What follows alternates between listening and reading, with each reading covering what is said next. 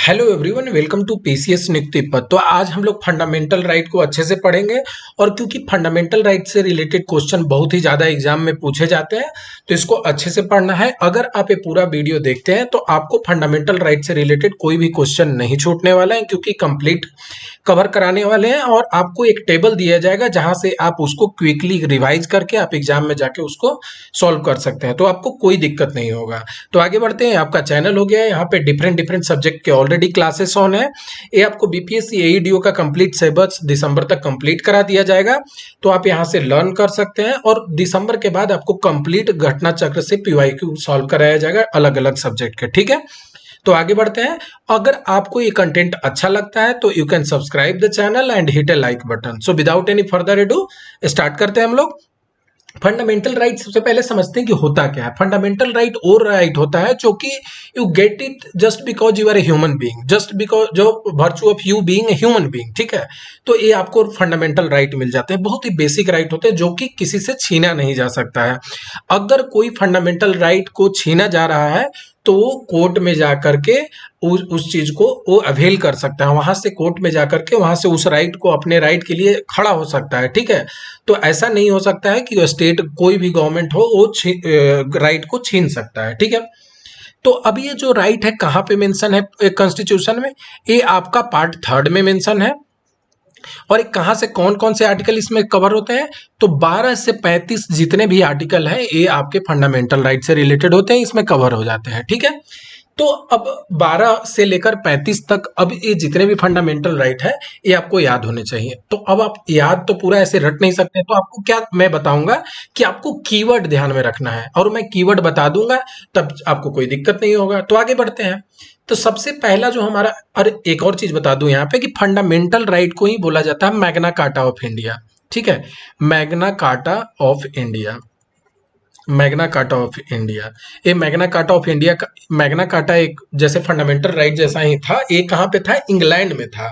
तो इसको इसीलिए बोला जाता है कि जैसे मैग्ना कार्टा एक बेसिक राइट दिया गया था इंग्लैंड के कॉन्स्टिट्यूशन में, वैसे ही हमारे यहाँ ये जो फंडामेंटल राइट जो है ये आपको मैग्ना कार्टा ऑफ इंडिया बोला जाता है। ठीक है, तो सबसे पहले स्टार्ट करते हैं आर्टिकल 12 और आर्टिकल 13, दोनों को क्लब करके पढ़ते हैं, एक साथ पढ़ते हैं। आपको मैं बताऊंगा कौन कौन आर्टिकल को एक साथ क्लब करके पढ़ना है ताकि आपको समझने में आसानी हो। ठीक है, आर्टिकल 12 क्या बोलता है? आर्टिकल में 12 में डिफिनेशन ऑफ स्टेट दिया हुआ है कि आप कहीं भी कोई आर्टिकल पढ़िएगा तो उसमें मेंशन होगा कि state shall not do this, state shall do this, कि मतलब जो देश है, स्टेट यहाँ बेसिकली देश को मेंशन करता है। ठीक है, तो स्टेट जो होता है वो क्या कर सकता है, नहीं कर सकता है। तो यहाँ जो स्टेट जो है किसको रेफर करता है वो डिफाइन किया हुआ है। ठीक है, ये तो मैंने आपको बता दिया कि पार्ट 3 में मेंशन है। और यहाँ पे क्या है? Define the entities empower to make the law. तो ये जो एंटिटीज है उनको डिफाइन किया हुआ है। एंड और ये चीज मैंने क्या बोला कि ये जो है ये आपको कोई कोर्ट में आप जो है इसको चैलेंज भी कर सकते हैं। आपके फंडामेंटल राइट को कोई भी इन्फ्रिंज कर रहा है, आपको फंडामेंटल राइट को कोई भी छीन रहा है। ठीक है, किसी भी वे में। ठीक है, तो आगे बढ़ते हैं। अब ये क्या है? मैंने बता दिया कि इसको स्टेट के बारे में। अच्छा, अब मैं स्टेट किसको बोल सकता हूँ? या तो गवर्नमेंट होगा, सेंट्रल गवर्नमेंट हो गया, ठीक है, यूनियन गवर्नमेंट जिसको बोलते हैं, या आपका लेजिस्लेचर स्टेट का हो गया, या लोकल अथॉरिटी हो गया कि जैसे मुखिया, पंचायत, ये सब चीज जो होते हैं, जितने भी लोग हैं, म्युनिसिपालिटी हो गए, वो सब भी होते हैं। और मजे की बात है कि इसमें कुछ प्राइवेट एंटिटीज भी आते हैं। ठीक है, जैसे कि आपने देखा होगा एलआईसी हो गया, ओएनजीसी हो गया, तो इसमें प्राइवेट बॉडी भी जो होते हैं ये भी आते हैं, उनको एज ए स्टेट ट्रीट किया जाता है। ठीक है, तो अब मैं ये चीज बता दिया आपको। इंटरप्रिटेशन, ब्रॉड इंटरप्रिटेशन हो गया क्या? एनी एजेंसी और private body acting as a instrument of government is included. ठीक है, कोई भी जो इंस्ट्रूमेंट है, जो प्राइवेट बॉडी है, वो एक्ट कर सकता है। ठीक है, तो मैंने आपको यहां से क्या समझ में आना है कि आर्टिकल 12 किस चीज को डिफाइन करता है? स्टेट को डिफाइन करता है। स्टेट कौन हो सकता है? या तो सेंट्रल गवर्नमेंट हो सकता है, या तो स्टेट गवर्नमेंट हो सकता है, या तो म्युनिसिपल हो सकता है, या पंचायत गवर्नमेंट में कोई भी हो सकता है, या कोई प्राइवेट एंटिटी हो सकता है। प्राइवेट एंटिटी भी आपका जो पार्ट होता है वो स्टेट का ही पार्ट होता है। ठीक है, तो अभी आप स्टेट को अच्छे तरह से समझ गए हैं। ठीक है, अब आर्टिकल 13 को मेंशन करते हैं। आर्टिकल 13 में क्या बोलता है कि law should be inconsistent with this right. ठीक है, जो भी राइट है वो कंसिस्टेंट होने चाहिए। कंसिस्टेंट मतलब कि उससे अलाइंड होने चाहिए। अगर मान लिए कि कोई आप सेंट्रल गवर्नमेंट जो है कोई लॉ बनाता है जो कि फंडामेंटल राइट को इन्फ्रिंज कर रहा हो, तो क्या उसको उस लाइट राइट उस समय क्या वो लॉ को रहना चाहिए या नहीं रहना चाहिए? ये कौन बताता है? आर्टिकल 13 बताता है। अगर मैं आपको बताऊं कि कोई भी गवर्नमेंट ने लॉ लेकर आया, अगर वो लॉ पास हुआ, ठीक है, और वो जो है that are not inconsistent with the कोई भी फंडामेंटल राइट, या वो कॉन्स्टिट्यूशन के फंड जो कॉन्स्टिट्यूशन में जो भी आर्टिकल है उनसे वो कंसिस्टेंट नहीं है, मतलब उससे वो अलाइन नहीं है, उससे बाहर जा रहा है, तो उस केस में क्या होता है? आपने सुना होगा कि supreme court has struck down. जैसे अभी एनजीएससी का कॉन्सेप्ट आया था, तो उसमें क्या हुआ था? सुप्रीम कोर्ट ने उसको स्ट्रक डाउन कर दिया था। क्यों? उसे बोला कि भाई ये जो आपका जो जुडिशियरी सेपरेशन ऑफ स्टेट है उसको लेकर के इन्फ्रिंजमेंट है, ठीक है। तो कहीं ना कहीं सुप्रीम कोर्ट कर दिया था। तो आपको ये तो पता होगा कि लॉ बनने के बाद कोई भी उसको कोर्ट में चैलेंज कर सकता है। तो ये जो जुडिशियल रिव्यू का कहीं ना कहीं जो कॉन्सेप्ट है वो कहाँ से आता है? आर्टिकल 13 से आता है, ठीक है। अगर आपको कोई पूछ ले कि आर्टिकल 13 कौन जुडिशियल रिव्यू, आपको कहीं ऐसे डायरेक्टली मेंशन नहीं है, बट वो दिया हुआ है कि लॉ जो है वो इनकंसिस्टेंट होने चाहिए फंडामेंटल राइट से, और फंडामेंटल जो जितने भी राइट हैं उनसे। अगर वो नहीं है तो क्या होगा भाई? वहां से जुडिशियल रिव्यू आप कर सकते हो। जुडिशियल रिव्यू के लिए आप जा सकते हैं, आप कोर्ट जाएंगे और वहां पे बोलेंगे कि भाई मेरा ये राइट इन्फ्रिंज हो रहा है, कि जो स्टेट गवर्नमेंट ने जो भी रूल एंड रेगुलेशन लेकर आए हैं वो मेरे राइट का हनन हो रहा है, ठीक है। तो ये आर्टिकल 13 बोलता है, क्या बोलता है? कि law should be inconsistent with the other right, ठीक है। आपको इस चीज को ध्यान में रखना है, ठीक है। जुडिशियल रिव्यू यहीं से कहीं ना कहीं आता है। अब आगे बढ़ते हैं, अब आगे समझते हैं कि law is defined broadly including permanent law, ठीक है, act of the parliament and legislature, ठीक है। टेम्पररी लॉ क्या होता है? जैसे कि ऑर्डिनेंस होते हैं, या कोई लॉ ऐसे होता है कि जैसे सेंट्रल गवर्नमेंट ने स्टेट गवर्नमेंट को डेलीगेट कर दिया, ठीक है। रूल एंड रेगुलेशन हो गए, बाई लॉज हो गए। बाई लॉज क्या होता है? लॉ से जो अलग लॉ बनते हैं, जो लॉ एक ऑफशूट होते हैं बेसिकली, मतलब कि एक जो कुछ एक सेट ऑफ लॉज है वहीं से कुछ लॉ निकल रहे हैं, ठीक है। फिर नॉन लेजिस्लेटिव सोर्सेस हो गए, ठीक है। तो ये आपका स्कोप हो गया। ये क्या आपका हो गया? यहाँ पे स्कोप हो गया कि आर्टिकल 13 का स्कोप क्या है।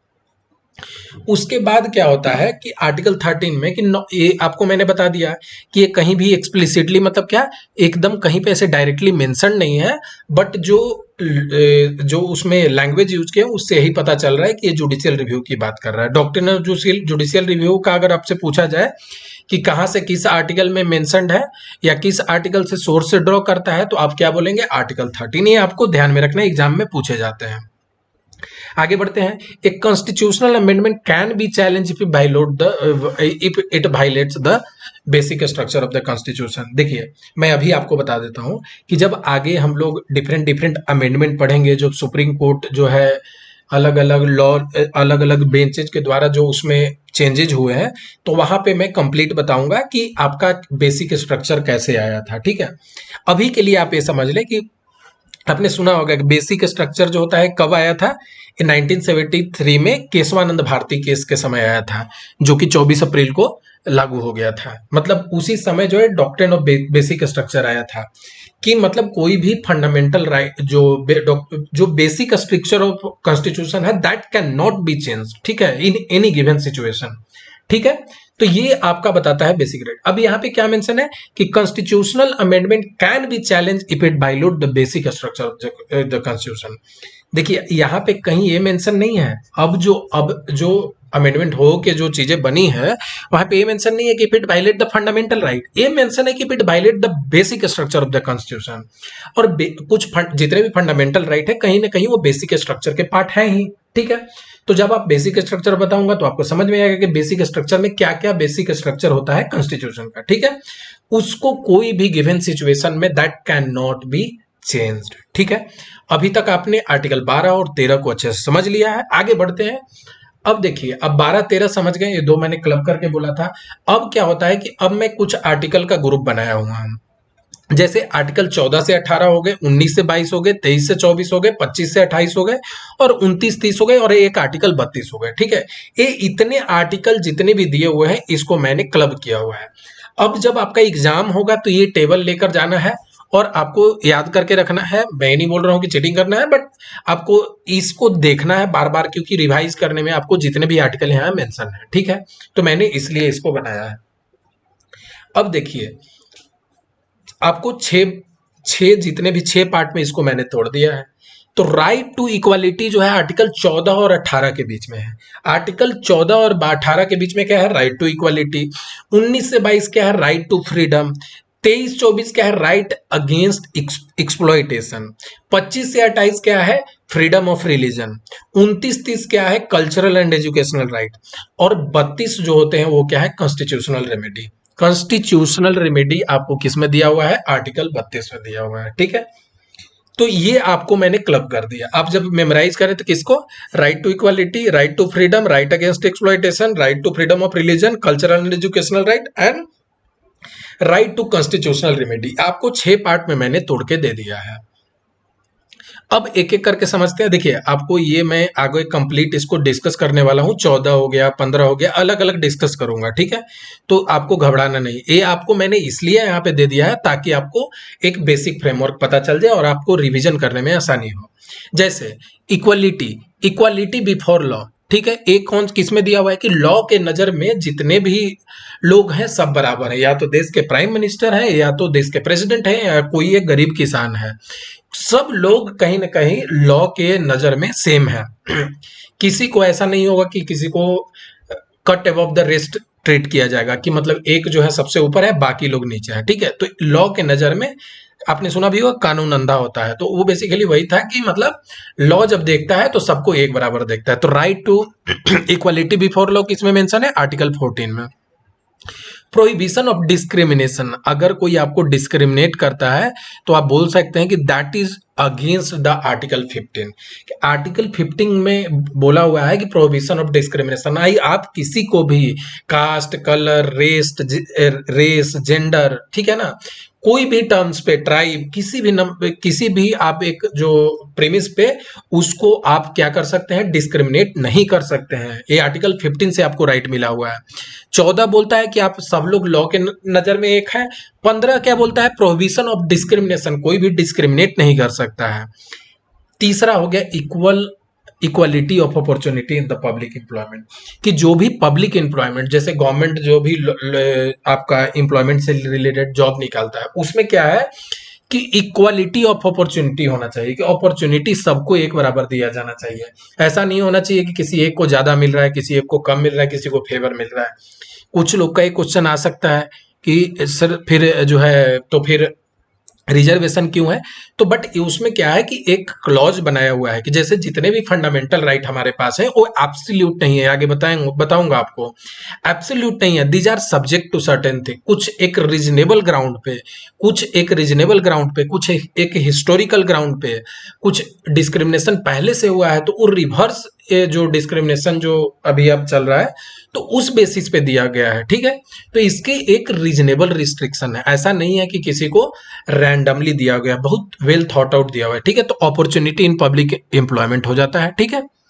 तो ये आपका हो गया अपॉर्चुनिटी इन पब्लिक एम्प्लॉयमेंट, एक बराबर है। और क्यों ऐसा जो मैंने बात बताई क्यों है? क्योंकि कुछ हिस्टोरिकल रीजन से इन चीजों को कोर्स करेक्शन के तौर पे दिया हुआ है, ठीक है। तो हमारा जो फंडामेंटल राइट है एब्सोल्यूट नहीं है, आपको ये भी चीज समझ में आना चाहिए। 14 हो गया इक्वालिटी बिफोर लॉ, 15 हो गया प्रोहिबिशन अगेंस्ट डिस्क्रिमिनेशन, और यहाँ पे 16 क्या हो गया? Opportunity of public employment. और जो एबोलिशन ऑफ अनटचेबिलिटी, जैसे अनटचेबिलिटी आप लोग को तो पता ही होगा कि अनटचेबिलिटी पहले जो देश की आजादी और उससे पहले क्या था कि आपस में एक सिटीजन दूसरे सिटीजन को अनटचेबिलिटी था। अनटचेबिलिटी मतलब कि no one should touch another person. कुछ एक सर्टेन कास्ट को ऐसा माना जाता था कि जो कि वो टचेबल नहीं है, विच इज एब्सोल्युटली रॉन्ग, ठीक है, जो कि गलत है। तो उसको क्या था, उस चीज को देश आजाद होने के बाद उसको जो है तुरंत से एबॉलिश कर दिया गया, ठीक है। उसके बाद क्या होता है? उसके बाद आपका हो जाता है कि कुछ टाइटल, जैसे पहले आपने अगर देश की आजादी के समय में देखा होगा कि जैसे पहले लोगों को टाइटल मिलते थे, राय बहादुर, जंग बहादुर, इस टाइप के जितने भी टाइटल थे ना, कि जैसे राजा रजवाड़े जो है टाइटल देते थे कोई एक सिटीजन को, ठीक है। तो वो जो टाइटल था उसको भी एबॉलिश कर दिया कि कोई भी जो है ना ऐसा नहीं लिखेगा कि राय बहादुर और उसके बाद अपना नाम, ठीक है, ये चीजें नहीं रह गई, ठीक है। बट स्टिल क्या है, कोई जैसे ऐसा है ना कि अभी भी आप देखते होंगे कि जैसे मेजर जनरल लिखते हैं, जैसे कुछ ये सब चीज रह गया है। बाकी जो ये राजा रजवाड़े या जो दिया जाता था, टाइटल दिया जाता है, वो अब कोई भी नहीं लिख सकता है, ठीक है। तो ये क्या हो गया, एवोल्यूशन ऑफ टाइटल हो गया।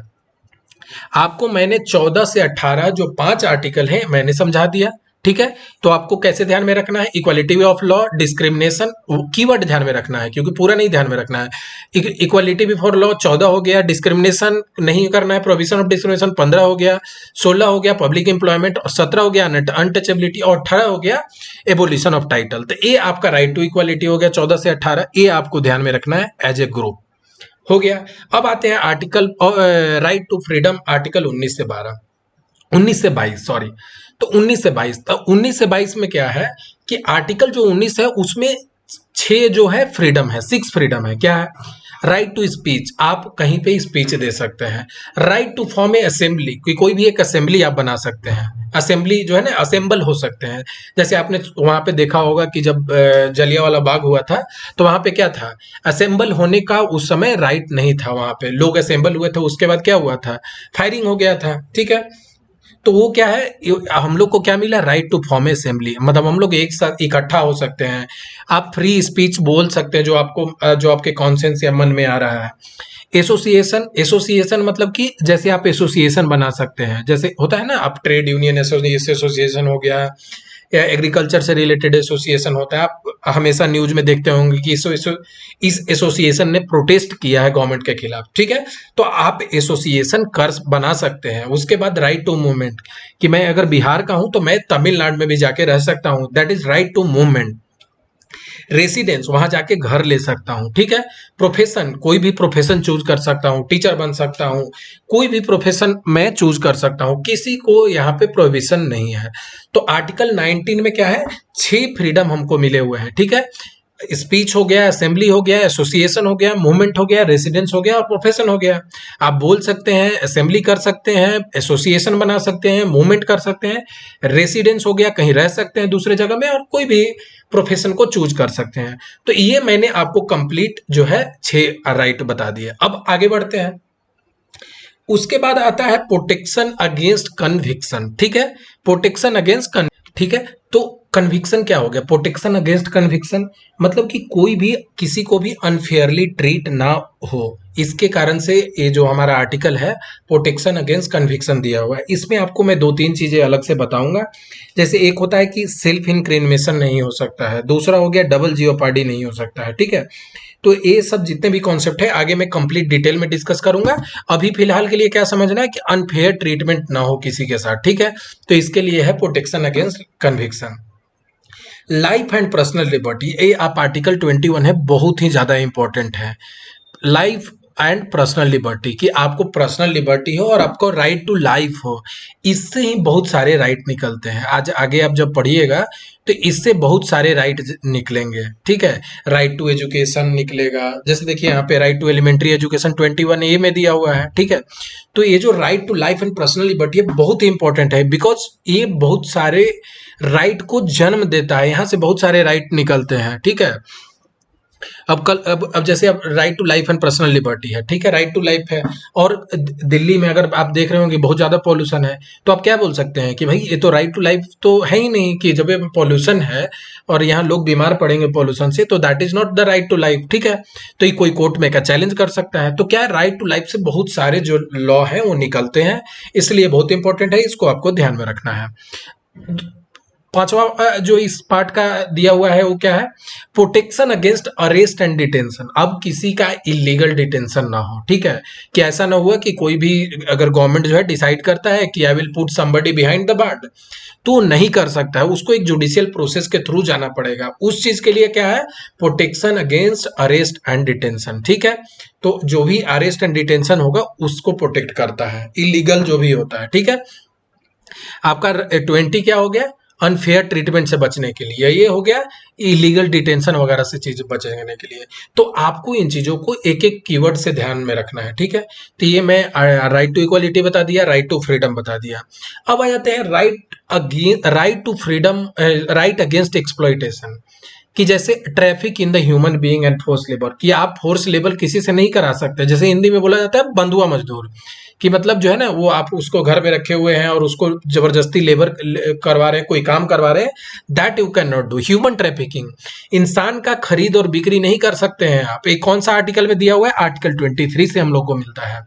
आर्टिकल 24 क्या है? Provision of child employment in the factory, कि जो बहुत ही फैक्ट्री में बच्चे को, जो बच्चों के लिए बहुत ही डेंजरस होता है, तो वहां पे क्या होता है कि आर्टिकल 24 आपको चाइल्ड एम्प्लॉयमेंट जो होता है फैक्ट्री में, उससे बचाता है, उसको प्रोहिबिट करता है, ठीक है। तो आपको मैंने राइट अगेंस्ट एक्सप्लॉइटेशन बता दिया 23 और 24। आर्टिकल 25 से 28 तक क्या है? ये आपका रिलीजन से रिलेटेड है, ये भी बहुत ज्यादा न्यूज में रहता है, तो you should always remember this, ठीक है। 25 से 28 क्या हो गया? Right to freedom of religion, ठीक है। इसमें क्या होता है, स्टार्ट करते हैं। आर्टिकल 25 ये बोलता है कि freedom of conscience, profession, practice and propagation. Conscience क्या होता है? कि आपका अंतरात्मा की आवाज जो होती है, तो फ्रीडम ऑफ कॉन्सेंस, कि जो आपका मन, जो आपका दिल, जो आपका कॉन्सेंस, जो आपका अंतरात्मा बोल रहा है, आप उसको करें, ठीक है। प्रोफेशन मतलब कोई भी चीज प्रोफेस कर सकते हैं, कोई भी रिलीजन प्रोफेस कर सकते हैं, कोई भी रिलीजन प्रैक्टिस कर सकते हैं। अरे बाबा, कोई भी रिलीजन को आप प्रोपागेट भी कर सकते हैं, ठीक है। कोई भी रिलीजन को आप प्रोपागेट कर सकते हैं, ठीक है। आप उसको आगे बढ़ा सकते हैं, इसका फ्रीडम जो है आपको कॉन्स्टिट्यूशन देता है, ठीक है। उसके बाद आता है आर्टिकल 26। इसको बोलता है कि freedom to manage the religious affair. कोई भी रिलीजियस अफेयर जो है, जो रिलीजियस एक्टिविटी होते हैं, उसको मैनेज करने का हक जो है कौन देता है? आर्टिकल 26 देता है, ठीक है। तो ये बहुत सारा न्यूज में ये भी रहता है कि मैनेज द रिलीजियस अफेयर। फिर एक होता है क्या? Freedom from taxes on for religious religion promotion, कि कोई भी रिलीजन प्रमोशन के लिए कोई भी रिलीजियस टैक्स नहीं लगेगा, ठीक है। तो कभी भी आपको क्या होगा? रिलीजियस टैक्स नहीं लगेगा, रिलीजन के बेसिस पे आपको कोई भी टैक्स नहीं देना पड़ेगा, ठीक है, रिलीजन प्रमोशन करने के लिए। तो ये आपको हो गया 27। आर्टिकल 28 क्या बोलता है? Freedom from religious instruction in certain school. जैसे आप गवर्नमेंट के पब्लिक स्कूल होते हैं, उसमें कोई रिलीजियस इंस्ट्रक्शन नहीं हो सकता है, ठीक है। तो ये कौन बोलता है? आर्टिकल 28। वहां पे आप कोई भी रिलीजियस इंस्ट्रक्शन नहीं दे सकते हैं। कोई भी पब्लिक जो स्कूल होते हैं, जो पब्लिक स्कूल हुए, जो गवर्नमेंट के स्कूल हैं, वहां पे कोई भी आप रिलीजियस इंस्ट्रक्शन नहीं दे सकते हैं। ये जो हो गया आपका हो गया article 25 to 28, freedom of religion. आपका जो ये धर्म का जो जो आपको फ्रीडम मिलता है, जो आपको ये जो आपको क्या बोलते हैं इसको हिंदी में, जो स्वतंत्रता मिलती है फ्रीडम की, ये आपको 25 से 28 में मिलती है, ठीक है। उसके बाद आ जाता है कल्चरल एंड एजुकेशनल राइट, ये आपका 29 एंड 30 हो गया, ठीक है। Protection of language, script, culture of minority, जो है ना, इसमें क्या बोलता है कि स्क्रिप्ट, कल्चर एंड माइनॉरिटीज, जो माइनॉरिटीज के लैंग्वेज हो गए, स्क्रिप्ट हो गए, कल्चर हो गए, ये सबको क्या करना है? प्रोटेक्ट करना है, ठीक है। और तीस क्या होता है? The right of minorities to establish the and administer the educational institution, ठीक है। तो कोई भी अगर एजुकेशनल इंस्टीट्यूशन अगर कोई भी रिलीजन का खोल रहा है, तो उसको एडमिनिस्टर करने का उसको हक जो है आपको आर्टिकल 30 से मिलता है। और सबसे आर्टिकल 31 आगे मैं बताऊंगा, वो कंप्लीट बताऊंगा कि वो भी बहुत इंपॉर्टेंट है। और आर्टिकल 32 क्या हो गया? ये आपका कॉन्स्टिट्यूशनल रेमेडी हो गया, कि अगर आपको जितने भी राइट, फंडामेंटल राइट है, अगर उसका उल्लंघन कहीं पे भी हो रहा है, तो आप सीधे कहां जा सकते हैं? You can go up to the supreme court, high court जा सकते हैं। सुप्रीम कोर्ट आप किस आर्टिकल के अंतर्गत जा सकते हैं? आर्टिकल 32 के अंतर्गत जा सकते हैं। और ये सुप्रीम कोर्ट के पास कुछ रीट्स होते हैं, कुछ टूल्स होते हैं, जिसके थ्रू सुप्रीम कोर्ट आपको उसको जो फंडामेंटल राइट है उसको आपको प्रोवाइड करेगा, उसको जो है बचाएगा। ये मैं आगे बताऊंगा कि हेबियस कॉर्पस क्या होता है, मैंडेमस क्या होता है, प्रोहिबिशन क्या होता है, सर्चियोरिज क्या होता है, और क्वा वारंटो क्या होता है। 5 जो है रीट होते हैं, आपको ध्यान में रखना है। ये मैं आपको एक ओवरऑल आइडिया दे दिया फंडामेंटल राइट का। अब आप डिटेल से पढ़ते हैं, इसको समझते हैं। आगे बढ़ते हैं। अब क्या हो गया, फंडामेंटल राइट का स्कोप क्या है। अब स्कोप समझते हैं। तो स्कोप क्या हो गया, सिटीजन स्पेसिफिक है, यूनिवर्सल है, ठीक है, ये सिटीजन को मिलते हैं और ये क्या है, यूनिवर्सल है। अगर मैं बता दूं तो available with either only to the citizen, ठीक है, और to all person citizen to the legal person. अगर मैं आपको बताऊं तो कुछ फंडामेंटल राइट होते हैं कि जो कि केवल इंडियन को अवेलेबल है, इंडियन सिटीजन को अवेलेबल है, ठीक है। जैसे आपको article 15, 16, 19, 29, 30, these fundamental right are not available to foreigner. ये कोई भी विदेशी को अवेलेबल नहीं है। मैं लिख दूं यहाँ पे, तो जैसे मैं अगर लिख दूं कि आर्टिकल 15 हो गया, आर्टिकल 16 हो गया, 19 हो गया और 30 सॉरी 29 हो गया और 30 हो गया, ठीक है। आपको कैसे याद रखना है, 15 16 हो गया, 15 का गुना 2 गुना 30 होता है, तो 30 के पहले एक, 15 के बाद एक, 29 30 हो गया और एक बीच में 19 होता है। ये जो जितने भी जो आर्टिकल है ये किसको अवेलेबल नहीं है, these fundamental right are not available to foreigner, these F R not available to foreigner, not available to foreigner, कोई भी विदेशी को, फॉरेनर, ठीक है। तो ये फॉरेनर को अवेलेबल नहीं है ठीक है। ये किसको अवेलेबल है, ये जितने भी आर्टिकल हैं 15 16 19 29 30, ये सिटीजन को अवेलेबल है, ठीक है। अब आपको समझ में आ रहा होगा, मैंने कंप्लीट लिख दिया, ठीक है।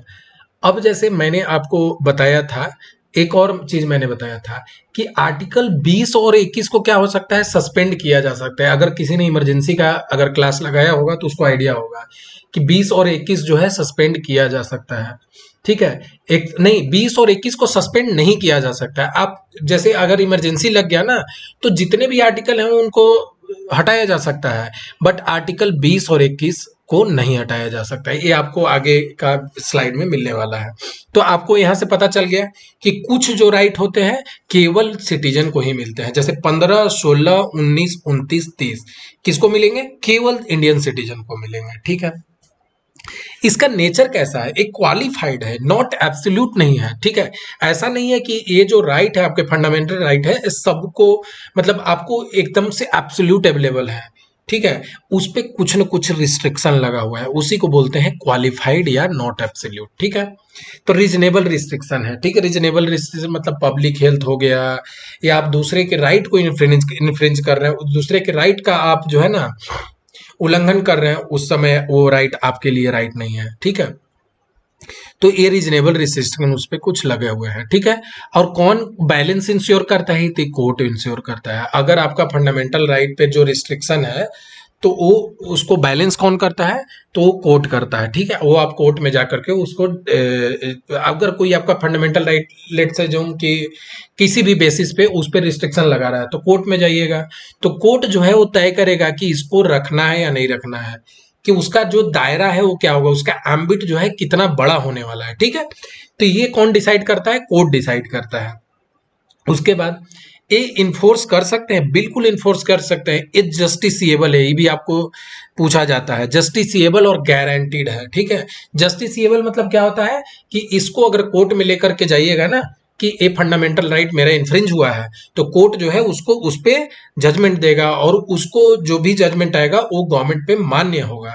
जबकि डीपीएसपी अगर आपने सुना होगा, डायरेक्टली डीपीएसपी जो होता है, जो स्टेट पॉलिसी होते हैं, वो जो क्या होता है डीपीएसपी, वो आपके कंप्लीट जो है जस्टिसिएबल नहीं होता है, वो जस्टिसिएबल नहीं होता, वो रिकमेंडरी होता है कि जैसे कोई जो है वो एक इंस्ट्रक्शन होते हैं गवर्नमेंट को कि आपको इन्हीं के अकॉर्डिंग काम करना है, वो बाध्य नहीं होते हैं, they are not, government are not compelled to act according to the DPSP, वो एक इंस्ट्रक्शन हो गया, ठीक है। बट ये क्या हो गया, जस्टिसिएबल हो गया कि आपका अगर कोई भी राइट अगर इन्फ्रिंज हो रहा है तो आप सीधे कोर्ट जा सकते हैं, कोई भी आपका राइट का हनन हो रहा है, ठीक है। जैसे आपको कोई पकड़ के जबरदस्ती जेल में लेकर चला गया बिना कोई बताए, तो आप क्या सीधा कोर्ट जा सकते हैं, ठीक है। तो ये आपका हो जाता है जस्टिसिएबल और गारंटीड। आगे बढ़ते हैं, इन्फोर्समेंट इन द कोर्ट, ठीक है। तो enforceable in the court, court of law में ये इन्फोर्सेबल होते हैं, जैसे हाई कोर्ट हो गया, सुप्रीम कोर्ट हो गया, and defended by supreme court. तो ये कौन से आर्टिकल में सुप्रीम कोर्ट को राइट मिलता है, यही तो हो गया कॉन्स्टिट्यूशनल लिबर्टी, सुप्रीम कोर्ट को मिलता है आर्टिकल 32 से, ठीक है। और अगर आपने पढ़ा होगा तो हाई कोर्ट को किससे मिलता है, तो हाई कोर्ट को मिलता है 226 से, आर्टिकल 226 है। ठीक है, आपको मैं जो छोटे छोटे आर्टिकल बता रहा हूं इसको आप ध्यान में रखना है, क्योंकि या तो आप ऑप्शन एलिमिनेट करने में काम आएगा, तो आपको जो भी मैं बताते जा रहा हूं इसको नोट करते जाएं और इसको याद करते जाएंगे। मेरा ऐसे काम होगा कि आगे जितने भी क्लासेस होंगे उसमें मैं बार बार रिपीट कराते जाऊं ताकि आपको याद हो जाए बस केवल क्लास सुन के। ठीक है, आगे बढ़ते हैं।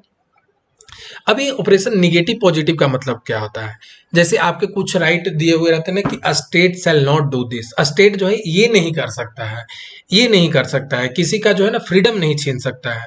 और कुछ क्या दिए हुए रहते हैं कि भाई स्टेट को ऐसा करना है। ठीक है, तो कुछ जो होते हैं निगेटिव कॉनोटेशन होते हैं और कुछ को प्रिविलेज बोलते हैं, जैसे कि पॉजिटिव दिया हुआ रहता है। ठीक है ना, जैसे जो स्टेट गवर्नमेंट है किसी को डिस्क्रिमिनेट नहीं करना है तो ये निगेटिव हो गया। ठीक है ना, कुछ में लिखा हुआ रहेगा नहीं करना है और कुछ में लिखा हुआ रहेगा कि ऐसा करना है। ठीक है, तो ये आप आगे पढ़ेंगे तो आपको अच्छे से समझ में आएगा, और ये मैंने अब यहाँ तक बता दिया आपको।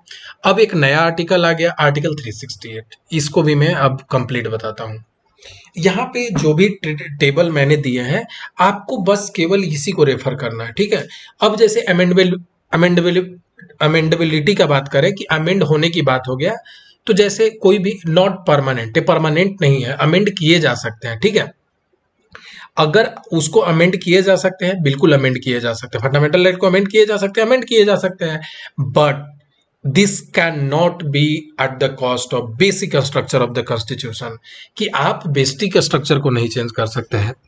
ठीक है, तो जो जो एक केशवानंद भारती केस के बाद जो basic structure of the constitution आया था उसको इन्फ्रिंज आप नहीं कर सकते हैं। अगर आपको कभी भी ध्यान में रखना है तो आप लॉ बना सकते हैं, लेकिन बेसिक स्ट्रक्चर को कोई छेड़छाड़ नहीं करना है उसमें। ठीक है, तो कैन बी कर्टेल्ड और repealed by parliament only via the constitutional amendment, इसी को मैंने हाईलाइट किया है। और कॉन्स्टिट्यूशनल अमेंडमेंट का कौन सा आर्टिकल होता है, आर्टिकल 368। ठीक है, और यहाँ पे एक चीज ध्यान में रखना है कि बेसिक स्ट्रक्चर को नहीं बदलना है, जो केशवानंद भारती केस 24 अप्रैल 1973 में लागू हुआ था। Can not be amended if it affect the basic structure of the constitution. ठीक है, कैन नॉट बी अमेंडेड, अगर बेसिक स्ट्रक्चर का उल्लंघन हो रहा है तो नहीं हो सकता है। और कौन डिसाइड करता है ये चीज कि बेसिक स्ट्रक्चर का उल्लंघन हो रहा है या नहीं हो रहा है, कौन डिसाइड करेगा, तो ऑफकोर्स जुडिशियरी करेगा। ठीक है, तो ये आपका उसको अमेंड करने का जो उसका क्या लिमिट है वो मैंने आपको बता दिया। इसके बाद आते हैं सस्पेंशन, कि अभी जो आर्टिकल है कैन इट बी सस्पेंडेड, ये आर्टिकल को मैं सस्पेंड कर सकता हूँ, गवर्नमेंट सस्पेंड कर सकती है, बिल्कुल कर सकती है इन ए गिवन सिचुएशन। और सिचुएशन क्या है मैं आपको बता देता हूँ। जैसे अगर इमरजेंसी लग गया, जैसे ही इमरजेंसी लगता है तो can be suspended during the national emergency. अगर आर्टिकल 352 के अंतर्गत जो नेशनल इमरजेंसी लगता है तो उस समय क्या होगा, सस्पेंड हो जाएगा। तो आपको क्या ध्यान में रखना है, कॉन्स्टिट्यूशनल अमेंडमेंट का कौन सा आर्टिकल है, आर्टिकल 368, और नेशनल इमरजेंसी अगर लगेगा तो कौन सा आर्टिकल है, 352। देखिए 300 नेशनल इमरजेंसी, स्टेट इमरजेंसी और जो फाइनेंशियल इमरजेंसी है, जो भी इमरजेंसी से रिलेटेड कॉन्सेप्ट है, मैंने कंप्लीट डिटेल वीडियो बनाया है, उसमें अगर किसी को डाउट है तो आप उसको रेफर कर सकते हैं। ठीक है, यहाँ पे मैंने बता दिया कि नेशनल इमरजेंसी आर्टिकल 352 लग सकता है। During national emergency the fundamental right can be suspended, लेकिन आप कौन चीज नहीं सस्पेंड कर सकते हो, आर्टिकल 20 और 21 को कोई भी ग्राउंड पे सस्पेंड नहीं कर सकते हो। ठीक है, right under the article 20 and 21 protection in respect to conviction and protection of life and liberty. ठीक है, तो 20 और 21 जो आर्टिकल है इसको कभी भी सस्पेंड नहीं किया जा सकता ऑन एनी ग्राउंड। ठीक है, सबको समझ में आया चीज ठीक है, आगे बढ़ते हैं। अब कौन चीज, अब आर्टिकल 19 से जो मैंने 6 राइट बताए थे आर्टिकल 19 में, उसको बारे में समझते हैं क्या है। ये सस्पेंड किए जा सकते हैं only during the external emergency. आपको मैंने बताया था कि इमरजेंसी दो तरह के होते हैं, एक्सटर्नल इमरजेंसी और इंटरनल इमरजेंसी। एक्सटर्नल इमरजेंसी वो होता है कि जब बाहर से अटैक होता है। इंटरनल इमरजेंसी क्या होता है कि जब विद इन द कंट्री जो है ना, जब डिस्टर्बेंस होता है। ठीक है, अब देखिए उस समय स्टार्टिंग में डिस्टर्बेंस वर्ड था, ठीक है। बट आर्म्ड रिबेलियन होगा तभी हो सकता है। जो इंटरनल इमरजेंसी, ये बाद में चेंज हो गया, पहले ये वर्ड क्या था, इंटरनल डिस्टर्बेंस था। इसको मैंने डिटेल से समझाया है आपका इमरजेंसी वाले क्लास में, ठीक है। तो इंटरनल इमरजेंसी, ये इसमें क्या है, आर्म्ड रिबेलियन। अगर armed rebellion not during an internal emergency, ठीक है। तो ये कब सस्पेंड किया जा सकता है, एक्सटर्नल इमरजेंसी के समय में, ठीक है। आई होप सबको क्लियर होगा। 20-21 आपका कभी भी सस्पेंड नहीं किया जा सकता है, और 19 जो होता है कि एक्सटर्नल इमरजेंसी के समय में सस्पेंड किया जा सकता है। ठीक है। आपको यहाँ तक कोई डाउट है होगा, अगर किसी भी प्रकार का, तो आप कमेंट सेक्शन में मेंशन करिए, या कोई भी डाउट हो आप कमेंट सेक्शन में मेंशन करें, I will be helping you out. ठीक है, आगे बढ़ते हैं। अब कुछ स्पेशल लिमिटेशन है, जैसे कॉन्स्टिट्यूशनल एग्जेम्पशंस है। क्या है, limited by article 31A 31B। 9th schedule में कुछ आर्टिकल हैं, जैसे 39A और 31A और 31B, उसमें कुछ रिस्ट्रिक्शन लगे हुए हैं। 31C, law giving effect to directive principle, ठीक है। ये जब मैं आपको 31, 31B, 31C आपको जब मैं बताऊंगा वहां डिटेल से बताऊंगा। देखिए, सबको कहीं ना कहीं एक सीरीज में सीखना है, इसी वीडियो में बताऊंगा, लेकिन लास्ट में बताऊंगा ताकि आपको समझ में आए। आपको 31 जो है ना बहुत अच्छे से समझना है, बहुत लोग को उसमें कंफ्यूजन होता है। मुझे पता है कि 14, 18, 19, 20 ऐसे लोगों को समझ में आता है। ज्यादा कंफ्यूजन जो है 31 में, 9th शेड्यूल में, ये सब में कंफ्यूजन रहता है। आई विल मेक श्योर कि उसको अच्छे से एक्सप्लेन करूं, ठीक है। अब आ जाते हैं आर्म्ड फोर्सेस। आर्म्ड फोर्सेस में क्या है, पार्लियामेंट कैन रिस्ट्रिक्ट और abrogate their application to the member of armed forces, police and intelligence, ठीक है। तो आर्टिकल 33 में बोलता है कि कुछ जो फंडामेंटल राइट आर्म्ड फोर्सेस के हैं उसको सस्पेंड किया जा सकता है, ठीक है। और मार्शल लॉ क्या होता है, application can be restricted when martial law is in force in the any area, ठीक है। अगर मार्शल लॉ लग गया, जैसे मार्शल लॉ पता है ना क्या होता है, जो मिलिट्री लॉ होता है, अगर मिलिट्री लॉ कोई भी गिवन एरिया में लग गया, वहां पे आप fundamental right will go out of the window. You can not go and complain कि मेरा फंडामेंटल राइट का इंफ्रिंजमेंट हो रहा है, वहां उसका हनन हो रहा है, उसका उल्लंघन हो रहा है, ठीक है। तो आप नहीं बोल सकते हैं। तो आपको मैंने एक बेसिक प्रेमाइस दे दिया कि क्या क्या होता है। अब आगे हम लोग डिटेल से डिस्कस करने वाले हैं, ठीक है। आई होप सबको ये चीजें समझ में आ रही होगी, ठीक है। आगे, ठीक है। तो अब जैसे अगर आपने यहां तक अगर अच्छे से देखा है, अब आपका आगे का राइड जो है बहुत ही आसान होने वाला है, ठीक है। अब मैं आपको बताते चला जाता हूं। अब हो गया equality before law and equal protection of law, ठीक है। Equality before law and equal protection of law. अभी जब आर्टिकल 14 बता रहे थे, आपको क्या मैंने बोला था कि सभी लोग लॉ के आगे क्या है, इक्वल है, एक बराबर है, ठीक है। इसका ओरिजिन कहां से आता है, ये ब्रिटिश से आता है। आपको पूछ सकता है कि जो जो आर्टिकल 14 है, इसका जो राइट टू इक्वालिटी है, इक्वालिटी बिफोर लॉ है, ये कहां से आता है, आर्टिकल 14 कहां से आता है, आर्टिकल 14 का सोर्स कहां से आता है, तो ये ब्रिटिश लॉ से आता है। और ये क्या, इसका कोनोटेशन मतलब इसका संबंध जो है ना, मतलब इसका बेसिकली रेफरेंस है, absence of special privilege equal subjection to all the ordinary law. ये क्या होता है कि एब्सेंस ऑफ स्पेशल प्रिविलेज, ठीक है। मतलब ऐसा नहीं है कि कि कोई भी स्पेशल प्रिविलेज है किसी को, ऐसा नहीं है कि प्रेसिडेंट के लिए अलग प्रिविलेज है, आपके लिए अलग लॉ है, लॉ सबके लिए सेम ही है, ठीक है। अब जैसे ही हो गया इक्वालिटी बिफोर लॉ, उसके बाद क्या हो गया, negative concept. Nature of principle क्या है, निगेटिव कॉन्सेप्ट है, no person is above the law. यहाँ पे कभी भी निगेटिव कॉन्सेप्ट मतलब क्या होता है कि लिखा हुआ रहेगा no person is above the law, ठीक है ना। तो यहाँ निगेटिव कॉनोटेशन आ रहा है, तो कोई भी आदमी जो है लॉ से ऊपर नहीं है। आगे, equal protection of the law, जो लॉ का जो संरक्षण है सबको एक बराबर मिलेगा। जब से आप सुप्रीम कोर्ट में जाइएगा ना कि मेरा ये जो इन्फ्रिंज हुआ है, तो जो लॉ का जो संरक्षण है, कानून का जो संरक्षण है, सबको एक बराबर लिया जाएगा। तो इक्वल प्रोटेक्शन ऑफ लॉ कहां से आता है, इक्वलिटी बिफोर लॉ के सामने बराबर कहां से, ब्रिटिश से है। इक्वल प्रोटेक्शन ऑफ लॉ कहां से आता है, ये आपका अमेरिकन कॉन्स्टिट्यूशन से आता है। इक्वल प्रोटेक्शन ऑफ लॉ कहां से, अमेरिकन कॉन्स्टिट्यूशन से आता है। Equality of treatment under the equal circumstances like must be treated at alike, सबको एक बराबर ट्रीट किया जाना चाहिए, और सबको कानून का संरक्षण मिलना चाहिए एक बराबर का। ऐसा नहीं कि मुझे अगर कोई अगर मेरा मर्डर होता है, तो उस समय क्या होता है कि अलग लॉ है और किसी और का होता है तो उसमें अलग लॉ है। सबका एक संरक्षण मिलना चाहिए, ठीक है। जैसे आपको कुछ भी होता है तो आप जाते हैं ना, कोर्ट आपका संरक्षण करता है, ठीक है, प्रोटेक्ट करता है उसका बेसिकली। तो equality of treatment under the equal circumstances हो गया। पॉजिटिव कॉन्टेस्ट क्या होता है? Permit reasonable classification, not arbitrary और क्लास लेजिस्लेशन, ठीक है। तो ये दो कॉन्सेप्ट आपके इक्वालिटी बिफोर लॉ के होते हैं, ठीक है। Equality before law and equal protection of law, ये दोनों बात जो होता है मैंने समझा दिया है। क्या है आर्टिकल 14? क्या है? Equality before law and equal protection और लॉ, सबको जो है संरक्षण मिलना चाहिए एक बराबर। आर्टिकल 14। आर्टिकल 15 में आ जाते हैं। क्या है? प्रोहिबिशन ऑफ डिस्क्रिमिनेशन, किसी को भी race, caste, religion, sex, place of birth के बेसिस पे डिस्क्रिमिनेशन नहीं होना चाहिए। आर्टिकल 15(1) सॉरी ए में मेंशन है, ठीक है। कौन से आर्टिकल में मेंशन है? आर्टिकल 15(1)(a), आर्टिकल 15(1), ठीक है। इसमें क्या होता है? एक्सेप्शन क्या है? आप देखते होंगे कि वुमेन, चिल्ड्रेन, सबको लेकर के थोड़ा सा अलग ट्रीट किया जाता है।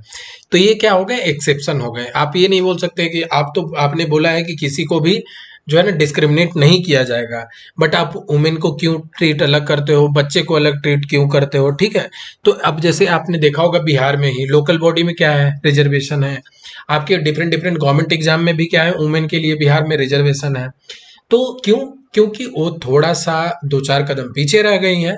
तो इसके कारण से क्या दिया जाता है? उनको एक प्रोटेक्शन दिया जाता है ताकि वो भी एक बराबर आ सके। वो भी कहीं ना कहीं, जैसे अगर उनका 50% का हिस्सेदारी है पॉपुलेशन में, तो जो जितने जो पोस्ट हैं वहां पे भी उनको बराबर का हिस्सेदारी मिले, ठीक है। ठीक है। अभी आपको पता होगा कि पार्लियामेंट ने भी लॉ पास कर दिए हैं, ठीक है, वंदन अधिनियम को लेकर के। वहां पे क्या है कि अब वहां पे भी 33% का रिजर्वेशन पार्लियामेंट में भी वुमेन को लेकर के है, ठीक है। तो ये उस टाइप की चीजें हो गई, ठीक है, एक्सेप्शन हो गया। दूसरा एक्सेप्शन मैंने क्या बताया था? State and private individual shall not restrict access to public places, shop, hotel, कोई भी जो है ना रिस्ट्रिक्ट नहीं कर सकता है, या वो कोई सेंट्रल गवर्नमेंट हो गया या कोई प्राइवेट इंडिविजुअल हो गया। Shall not restrict the access to public place, जितने भी पब्लिक प्लेस है उनको रिस्ट्रिक्ट नहीं किया जा सकता है कि आप रोड पे नहीं चल सकते हैं, आप कुआं से पानी नहीं निकाल सकते हैं, ये सब चीजें जो है नहीं कर सकते हैं, ठीक है। एक्सेप्शन आ जाते हैं। क्या है?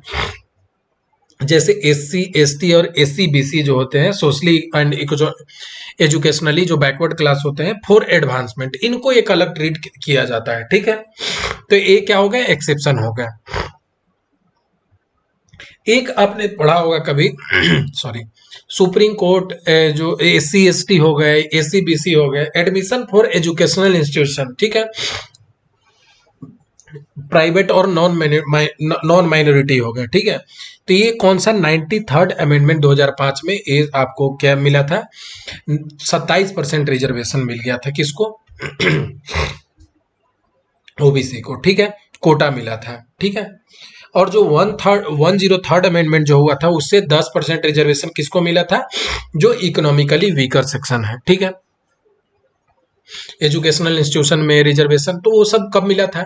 आपको ये जो अमेंडमेंट है ध्यान में रखने हैं, ठीक है। तो ये आपको 93rd अमेंडमेंट से क्या होता है? आपको ये OBC वाला पार्ट होता है। और 103 अमेंडमेंट क्या होते हैं? ये आपका हो गए EWS से रिलेटेड होता है, ठीक है। आपको क्या होगा ना, एग्जाम में दे देगा, ऑप्शन मैच करने के लिए दे देता है। तो जैसे जो जो भी आपके अमेंडमेंट आते जा रहे हैं उसको आप नोट डाउन करें, उसको मेमोराइज कर ले। ऐसे मैं आगे वाले क्लास में मैं बार बार रिवीजन कराता रहूंगा, तो उसका कोई दिक्कत नहीं है। बट आप भी अपने तौर पे मेहनत करें, ठीक है। आगे बढ़ते हैं। अब आ गया article 16, equal opportunity in public employment, कि पब्लिक एम्प्लॉयमेंट में क्या होता है कि सबको एक बराबर ट्रीट करना होगा।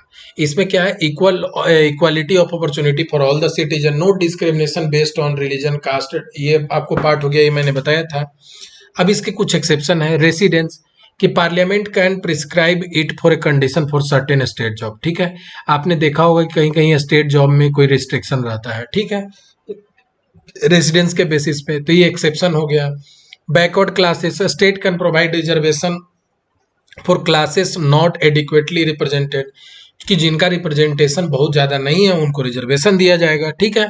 एंड उसमें क्या बोला गया था कि 50% सीलिंग फॉर नॉन रिजर्वेशन प्रोमेशन और nullified by 77th amendment for SC/SC प्रोमेशन। ठीक है, तो ये जो आपको मैं बताते जा रहा हूँ ये आपके एक्सेप्शन हो गया। जैसे कुछ रिलीजियस पोस्ट हो गए, law can require a incumbent to belong to particular religion for denominational institution. ठीक है, तो कोई भी अगर रिलीजन से रिलेटेड अगर काम है तो वहां पे रिलीजियस पोस्ट का अगर भर्ती हो रहा है तो वो हो गया, या इकोनॉमिकली वीकर सेक्शन का जो 103rd अमेंडमेंट हुआ था वहां से आपका हो गया। अगर कुछ चीजें होती हैं तो वहां पे भी आपको ये क्या होगा, ये एक जितने भी मैं बता रहा हूँ ये एक एक्सेप्शन हो गए। ठीक है, तो आप एक्सेप्शन भी ध्यान में रख सकते हैं। ठीक है, बट बेसिकली आपको क्या देना है, आर्टिकल 16 से क्या देना है, इक्वल अपॉर्चुनिटी। ठीक है, आगे बढ़ते हैं। 17 में क्या है, एबोल्यूशन ऑफ अनटचेबिलिटी है। ठीक है, अनटचेबिलिटी आपको टचेबिलिटी अनटचेबिलिटी पता होगा। इसको क्या हुआ था, देश आजाद होते ही इसको क्या कर दिया गया था, फॉरबिड कर दिया गया था। और ये एक पनिशेबल ऑफेंस है under the protection of civil right. तो जो प्रोटेक्शन ऑफ सिविल राइट है इसके अंतर्गत, जो प्रोटेक्शन ऑफ सिविल राइट 1955 है, इसके अंतर्गत this is the punishable offence. अगर आप अनटचेबिलिटी को प्रैक्टिस करते हैं तो you can go behind the bar. ठीक है, तो ये क्या है, एक पनिशेबल ऑफेंस है। Right is available against the state and private individual. ठीक है, तो ये आपको उसका स्कोप बता दिया।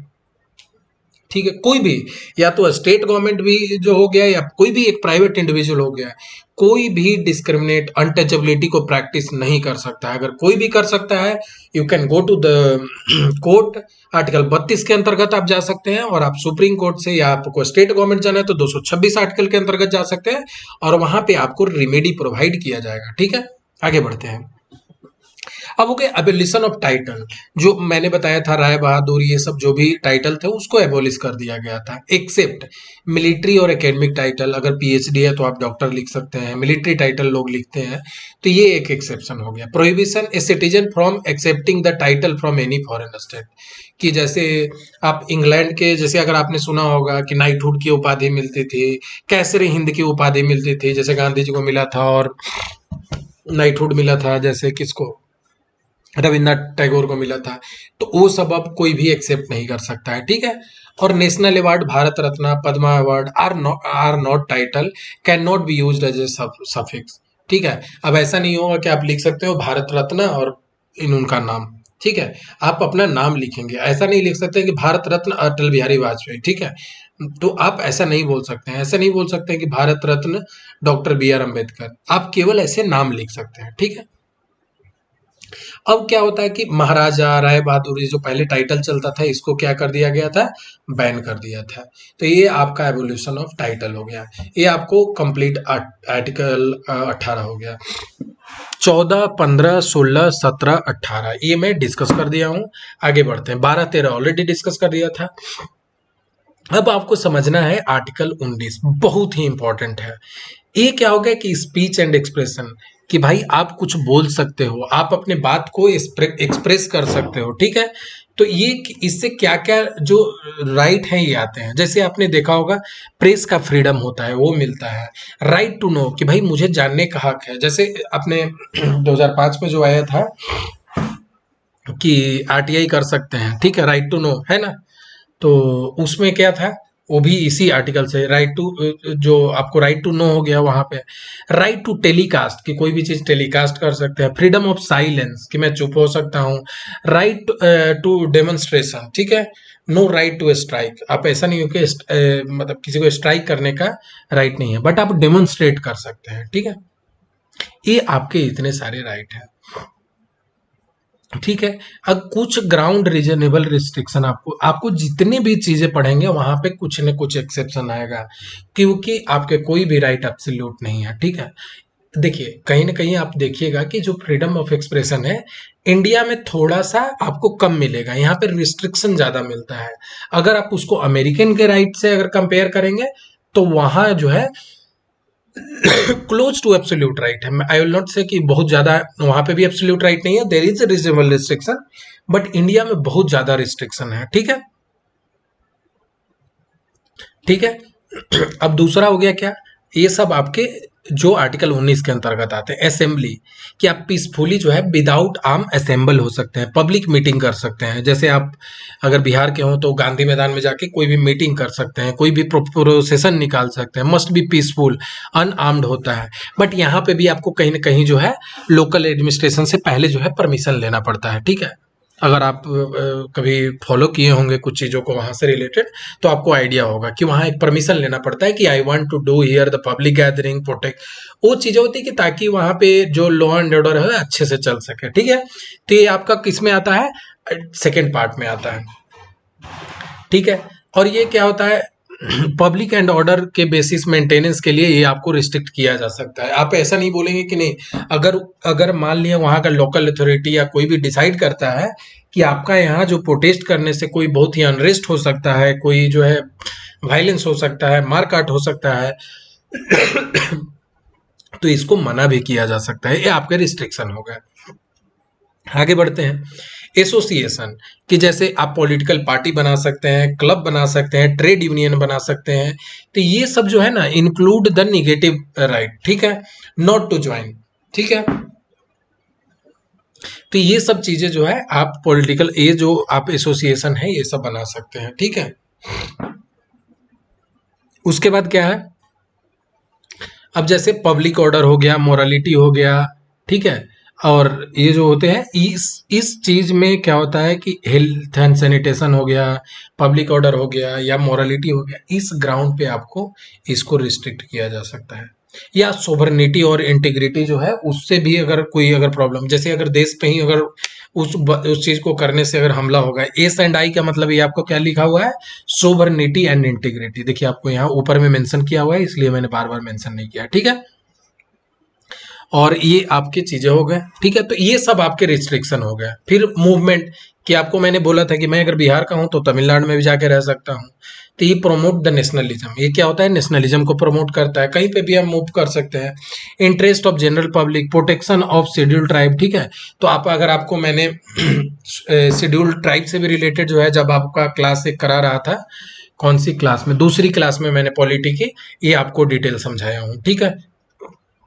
कि कुछ जो शेड्यूल 5 और 6 को मैंने अच्छे से समझाया है, जिनको अगर डाउट है वो देख सकते हैं वहां पे, ठीक है। ठीक है, तो ये आपका पार्ट हो गया। रेसिडेंट, जो आप कहीं रह सकते हैं, रिसाइड कर सकते हैं, ये भी टेम्पररी स्टे, रिसाइड और परमानेंट सेटलमेंट कर सकते हैं कोई भी पार्ट ऑफ इंडिया में। Interest of general public, protection of scheduled area, ठीक है। तो ये आप शेड्यूल्ड एरिया वाला जो भी पार्ट है आपको पता चल जाएगा कि कोई कौन कौन से जो प्रिविलेज है वो शेड्यूल्ड ट्राइब को मिलते हैं, क्योंकि उनके डाइवर्सिटी उन चीजों को प्रोटेक्ट करने के लिए मिलते हैं, ठीक है। आप प्रोफेशन ऑफ जो ऑक्यूपेशन, प्रोफेशन, ये जो भी पार्ट हो गया ये आपके 6 में मेंशन है। कोई भी प्रोफेशन चूज कर सकते हैं, कोई भी मीन्स ऑफ लाइवलीहुड जो है आप चूज कर सकते हैं। अब क्या हो रहा है, एक्सक्लूड इमोरल डेंजरस एक्टिविटी, कि जो इमोरल नहीं होना चाहिए, डेंजरस एक्टिविटी नहीं होना चाहिए, तो ये सब चीजें आपको थोड़ा रिस्ट्रिक्शन है, ठीक है।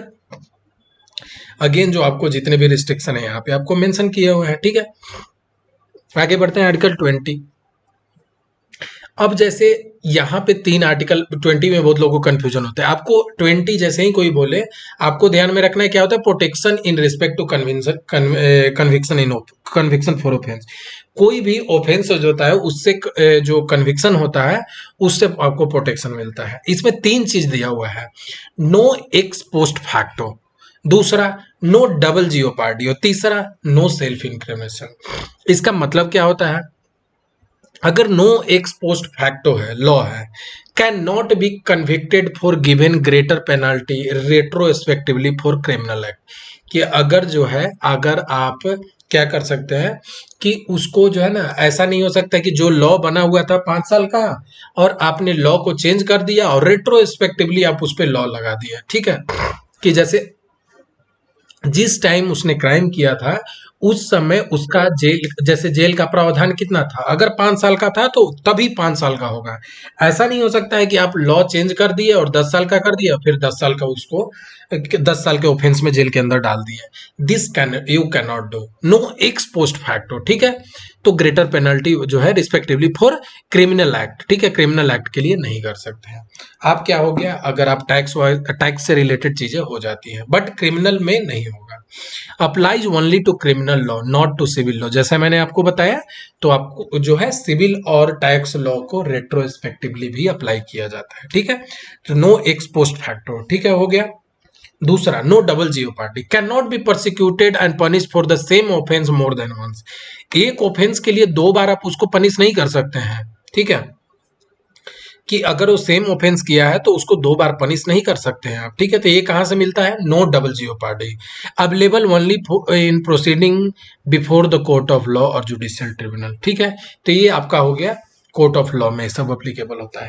नो सेल्फ इनक्रिमिनेशन, ठीक है, can not be compelled to witness against one self, ठीक है।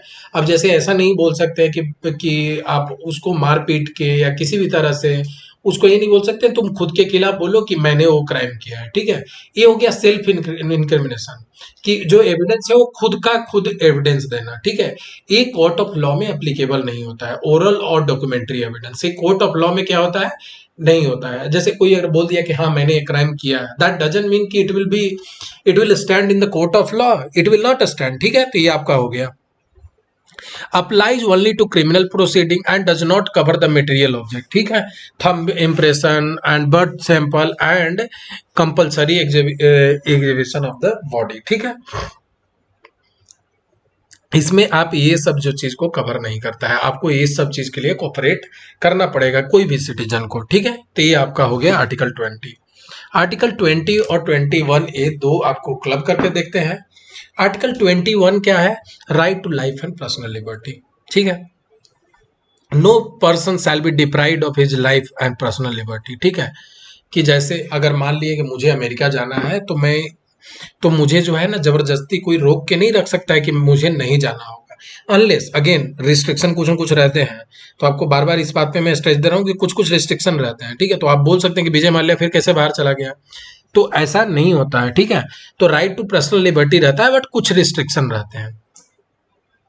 जैसे इसके अगर आप आगे मैं जब केस बताऊंगा वहां पे इसको मेंशन करूंगा आपको, कि एक मेनका गांधी केस हुआ था। मेनका गांधी केस में क्या हुआ था कि गवर्नमेंट ने क्या किया था, उनका जो बाहर जाने का पासपोर्ट था वो जो है ना जब्त कर लिया था, और फिर उसके बाद उनको बाहर जाने की परमिशन नहीं दे रही थी।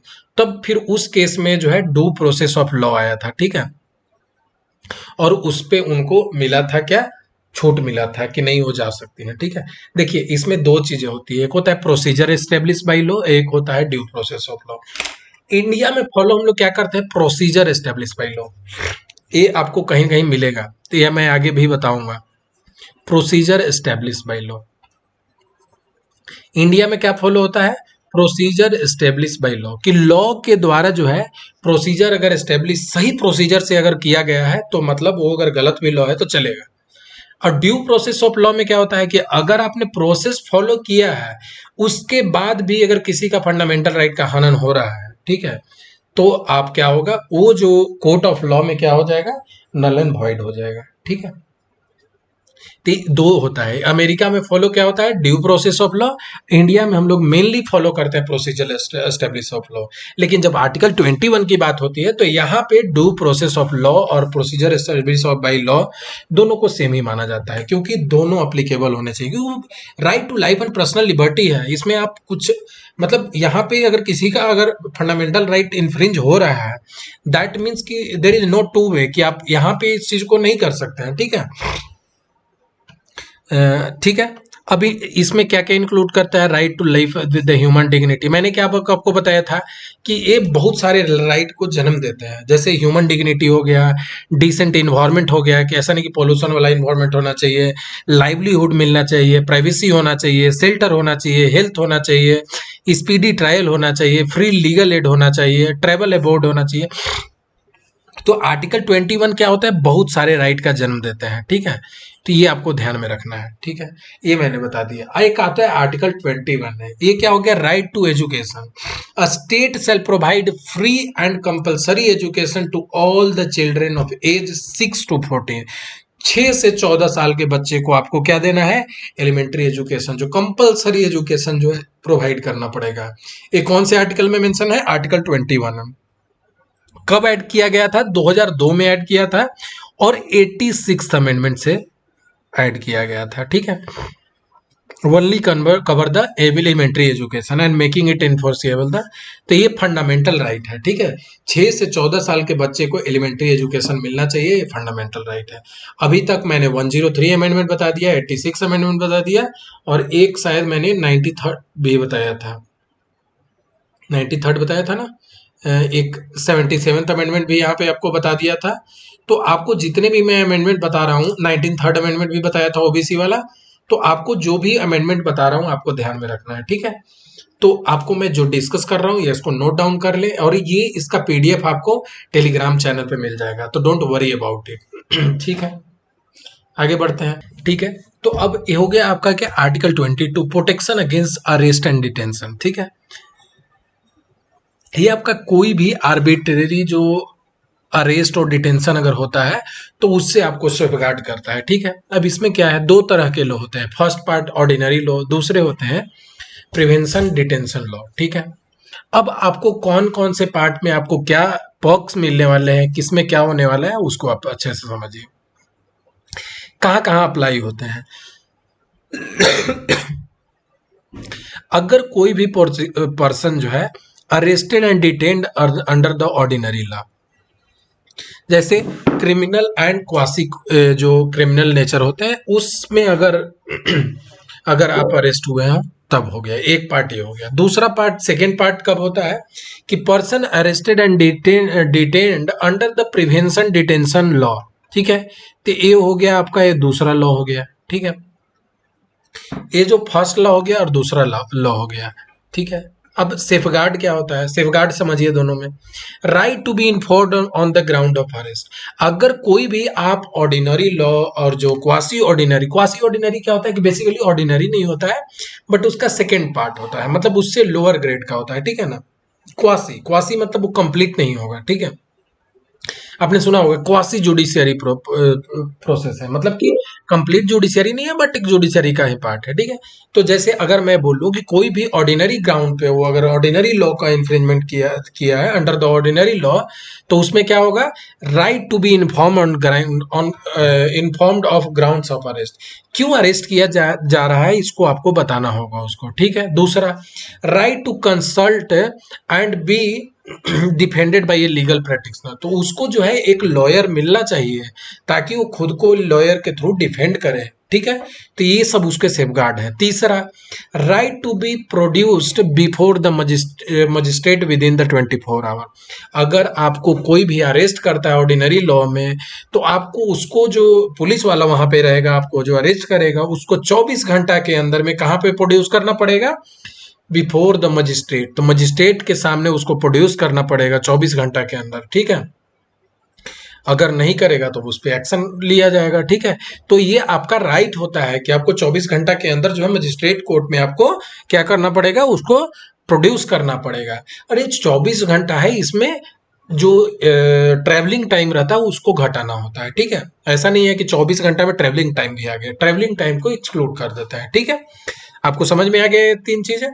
एक्सक्लूजन इसमें किसमें है, एक किसको नहीं मिलता है, एनिमी, एलियन और person detained under the prevention of detention law, जो ये दूसरे पार्ट के लॉ हैं अगर उनको इसके अंतर्गत अगर किया जाता है तो उसको क्या किया जाएगा, उनको ये जो जितने भी पॉक्स हैं जिन पे भी बेनिफिट है वो नहीं मिलेंगे।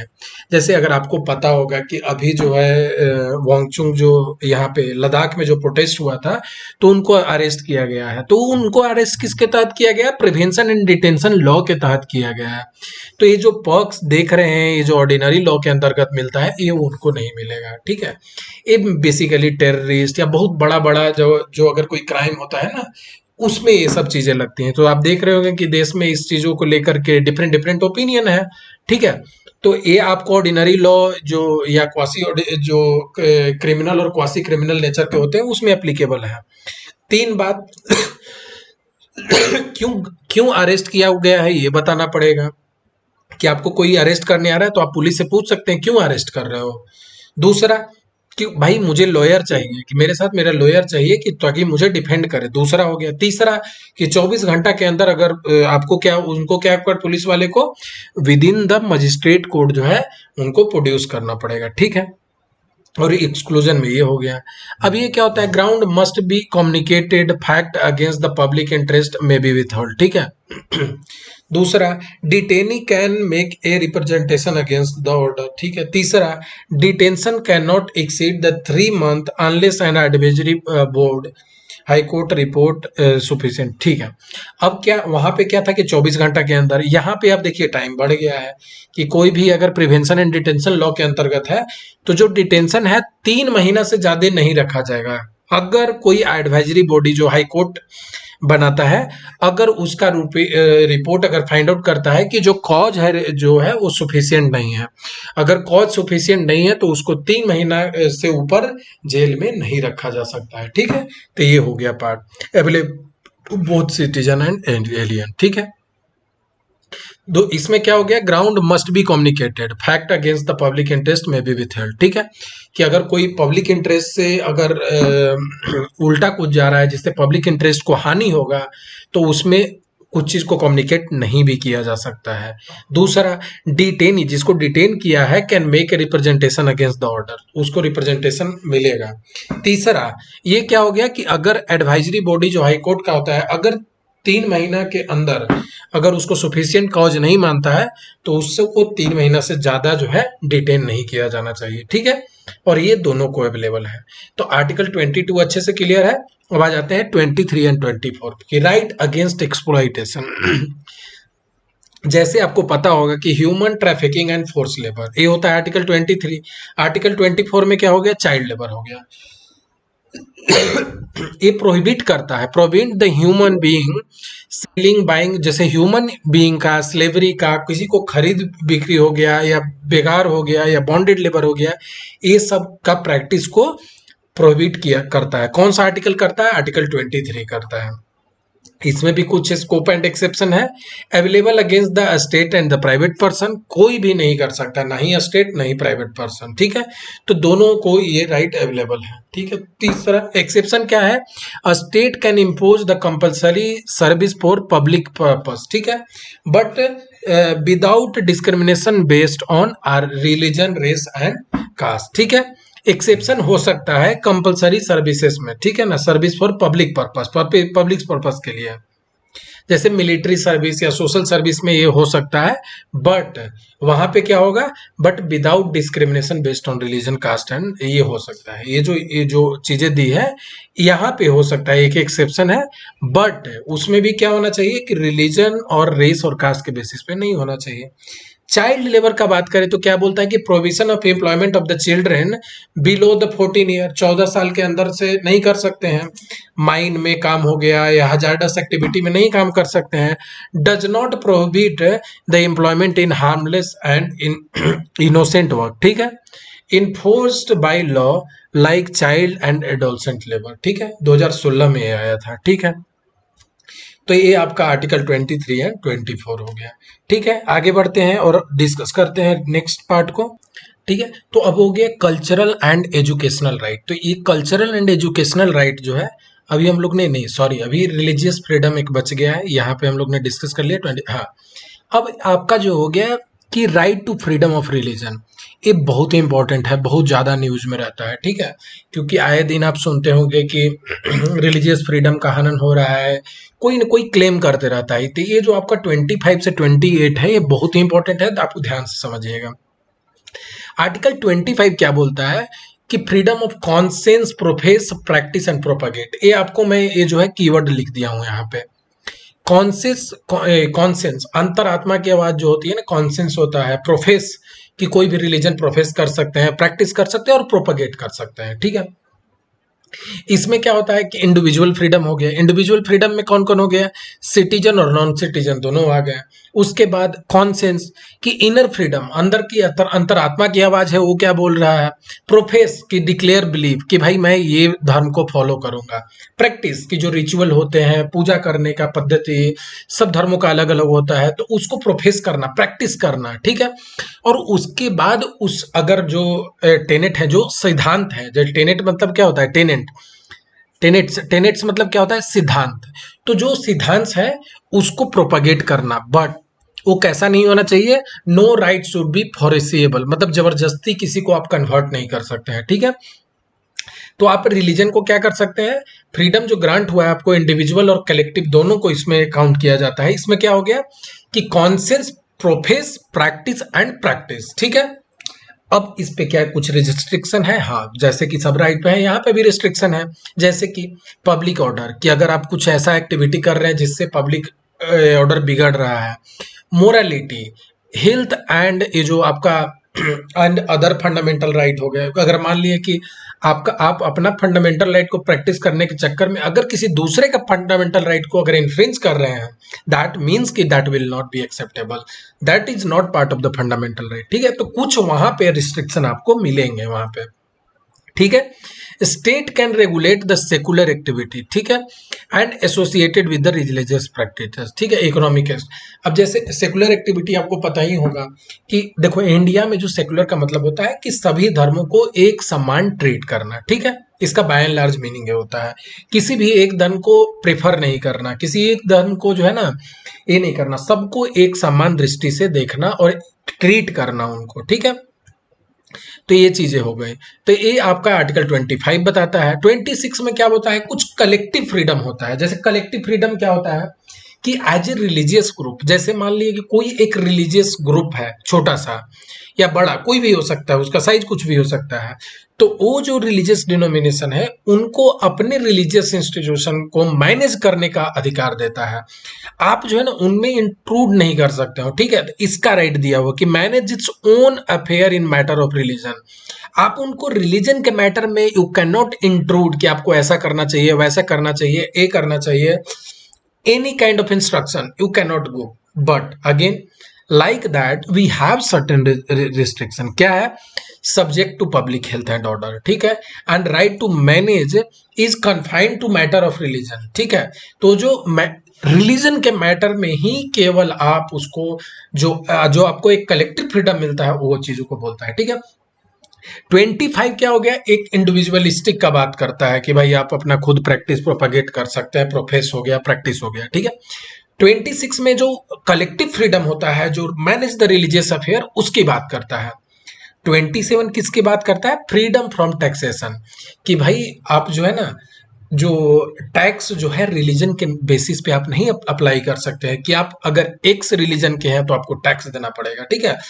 नो कंपल्सन टू पे taxes for the promotion and maintenance of any particular religion, किसी भी पर्टिकुलर रिलीजन को बढ़ाने के लिए, प्रचार प्रसार उसको जो है क्या बोलते हैं उसको प्रोपगेट करने के लिए, यू कैन नॉट से कि यू हैव टू पे द टैक्सेस, ठीक है। ये चीजें नहीं होनी चाहिए।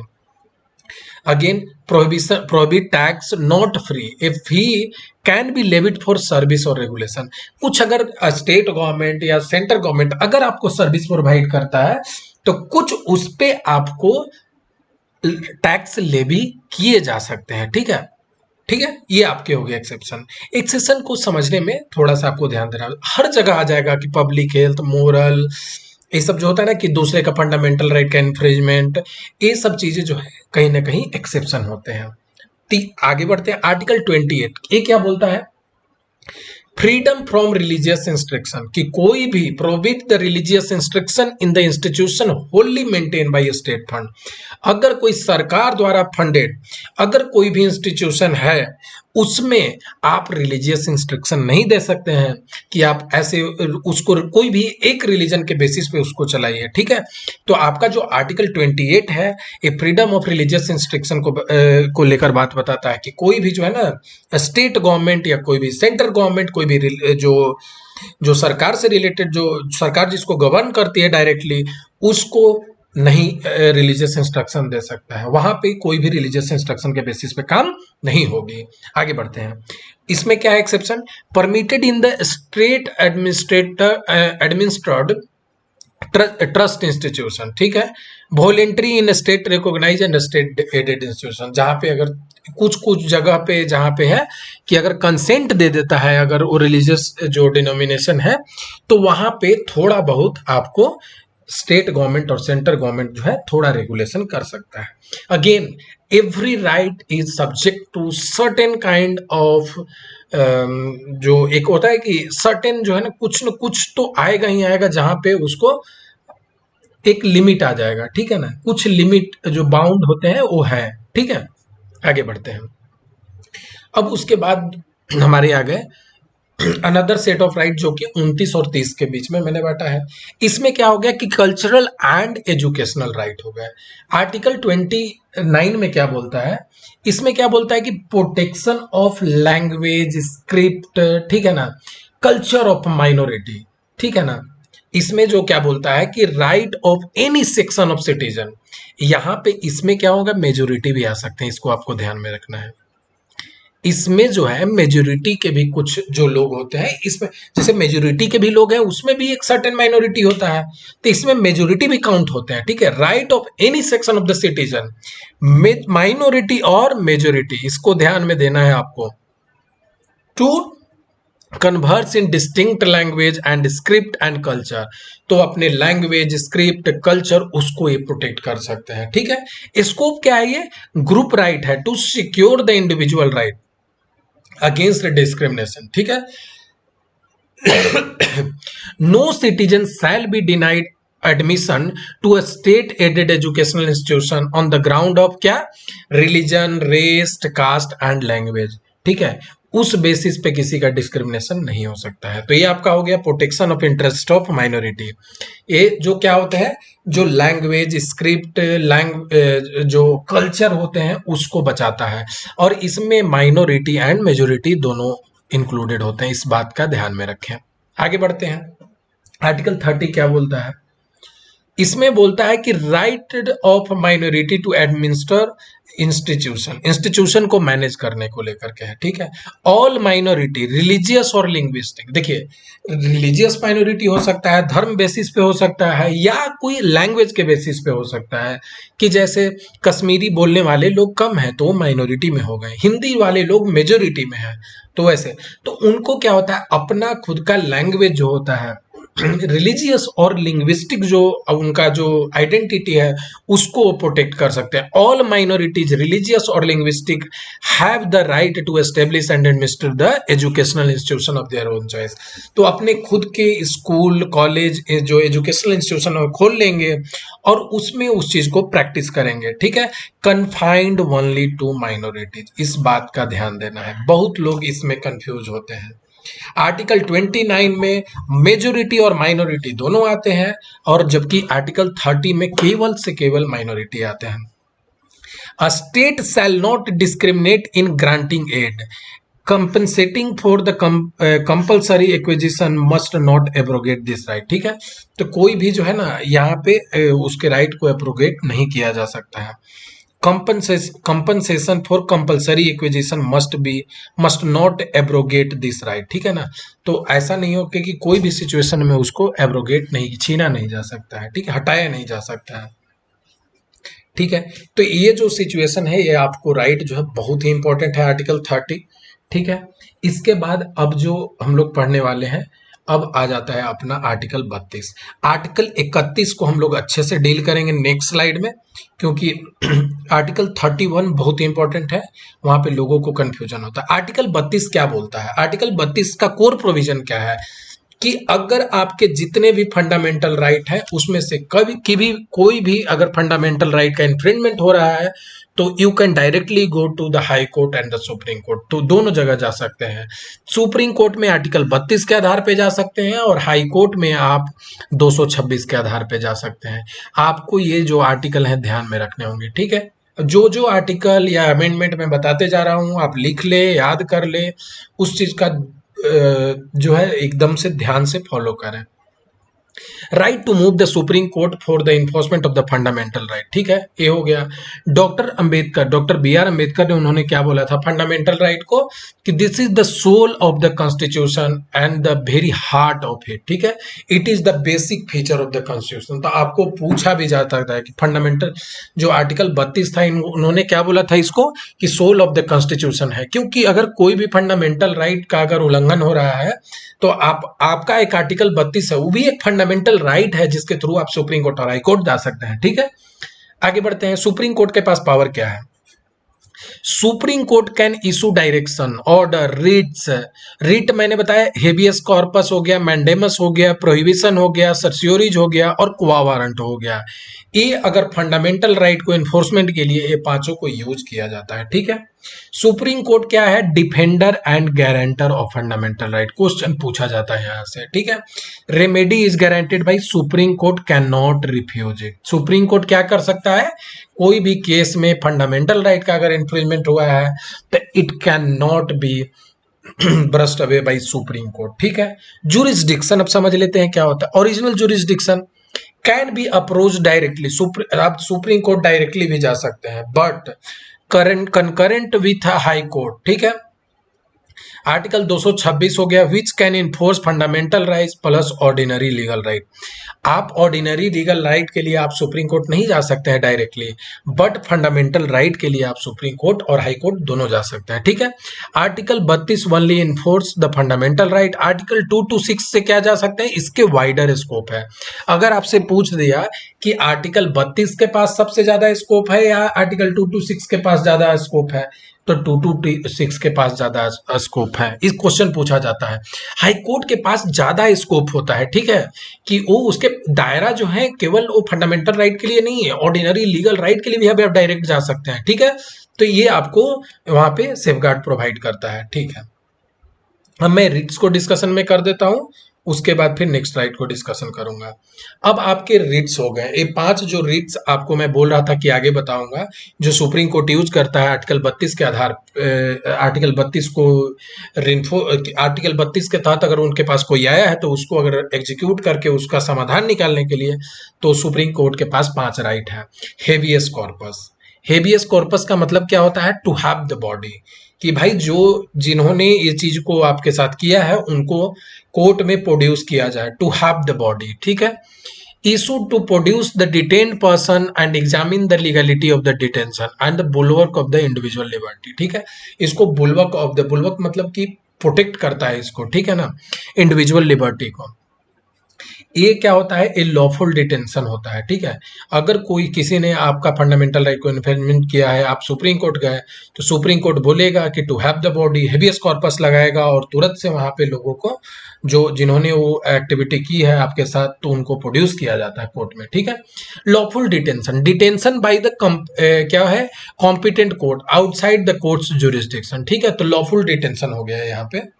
नो इशू अगेंस्ट, ठीक है ना, किसके अगेंस्ट इशू नहीं होता है? कि lawful detention, detention by the competent court outside the court jurisdiction, ठीक है। अब क्या है? मैंडेमस हो गया। मैंडेमस मतलब वी कमांड है, कमांड टू पब्लिक ऑफिशियल और body to perform its mandatory official duty. कि अगर कोई टीचर है और पढ़ा नहीं रहा है स्कूल में, तो आप जा सकते हैं कि भाई वो चीज को एक्टिविटी नहीं, तो सुप्रीम कोर्ट क्या बोलेगा? वी कमांड, कि कोई भी आप जो एक्टिविटी पब्लिक ऑफिशियल है, पब्लिक बॉडी है, तो आप क्यों नहीं उस चीज को कर रहे हैं? आपको ऑफिशियल ड्यूटी को मैंडेटरी करना होगा, उसको आपको जरूर से जरूर करना होगा। तो क्या करता है? कमांड करता है। मैंडेमस क्या होता है? कमांड करता है। Private individual, president, governor, chief justice और डिस्क्रिमिनेटरी, क्या हो गया? डिस्क्रिशनरी ड्यूटी, ठीक है। तो नॉट इशू अगेंस्ट, तो इनके अगेंस्ट क्या होता है? इशू नहीं होता है। तो ये जो मैं भी बोल रहा हूं कि इनके अगेंस्ट नहीं होता है, ठीक है। आगे बढ़ते हैं। प्रोहिबिशन, टू फॉरबिड, फॉरबिड करता है, इसमें मना करता है सुप्रीम कोर्ट। किसको मना करता है? Issued by higher court to the lower court to prevent from exceeding its jurisdiction. अगर जो है लोअर कोर्ट है, अगर अपना जो उसका जुरिस्डिक्शन है, जिसके दायरा में उसको काम करना चाहिए, वो उसके जुरिस्डिक्शन से बाहर जा रहा है, तो उस केस में सुप्रीम कोर्ट हाई कोर्ट पे लगा सकता है और हाई कोर्ट लोअर कोर्ट पे लगा सकता है। क्या लगाता है? प्रोहिबिशन, उसको प्रोहिबिट करता है कि उस जो एक्टिविटी आप कर रहे हैं जुरिस्डिक्शन से बाहर है, आप नहीं कर सकते हैं। एडमिनिस्ट्रेटिव अथॉरिटीज हो गए, लेजिस्लेटिव बॉडी हो गए, प्राइवेट इंडिविजुअल, इनके खिलाफ नहीं कर सकता है, ठीक है। ठीक है, ये केवल कोर्ट दूसरे कोर्ट पे करता है। सर्चियोरीज, टू बी सर्टिफाइड, ठीक है। सर्चियोरीज क्या होता है? To be certified. तो टू बी सर्टिफाइड का मतलब क्या है? कि issued by high court to the lower court, ठीक है। ये जो है हाई कोर्ट किसको इशू करता है? लोअर कोर्ट को करता है, ठीक है। Tribunal to transfer the case और squash the order on ground of jurisdictional error, कि अगर किसी ने, अगर मान ली कि हाई कोर्ट ने कुछ गलती किया है तो वहां पे सुप्रीम कोर्ट के पास अगर मामला गया है तो सुप्रीम कोर्ट ने क्या किया, सर्सियोरिज लगाया और वहां पे जो भी लोअर कोर्ट वहां पे रहेंगे या जो भी, जैसे सुप्रीम कोर्ट हाई कोर्ट को दे सकता है, हाई कोर्ट लोअर कोर्ट को दे सकता है, ठीक है। तो ये चीजें होती हैं, सर्सियोरिज हो गया, टू बी सर्टिफाइड, तो वो वहां से लोअर कोर्ट को इन्फॉर्म किया जाता है। जैसे सुप्रीम कोर्ट हाई कोर्ट को इन्फॉर्म करेगा कि आपका ये जो डिसीजन है यहाँ पे कुछ एरर है तो आपको इसमें सुधार करना पड़ेगा। जैसे ही सुप्रीम कोर्ट बोलेगा तो हाई कोर्ट का जो ऑर्डर होता है वो नल एंड वॉइड हो जाएगा। लेजिस्लेटिव बॉडी हो गया कि प्राइवेट इंडिविजुअल हो गया, लेजिस्लेटिव बॉडी हो गया, प्राइवेट इंडिविजुअल हो गया, तो ये सब के खिलाफ नहीं लगता है। Since 1991 can be issue against the administrative authority, ठीक है, एडमिनिस्ट्रेटिव अथॉरिटी के अगेंस्ट किया जा सकता है। तो किसके अगेंस्ट नहीं किया जा सकता है, ये कॉलम में दिया हुआ है, और किसके जो उसके फंक्शन है आपको इसमें दिया हुआ है।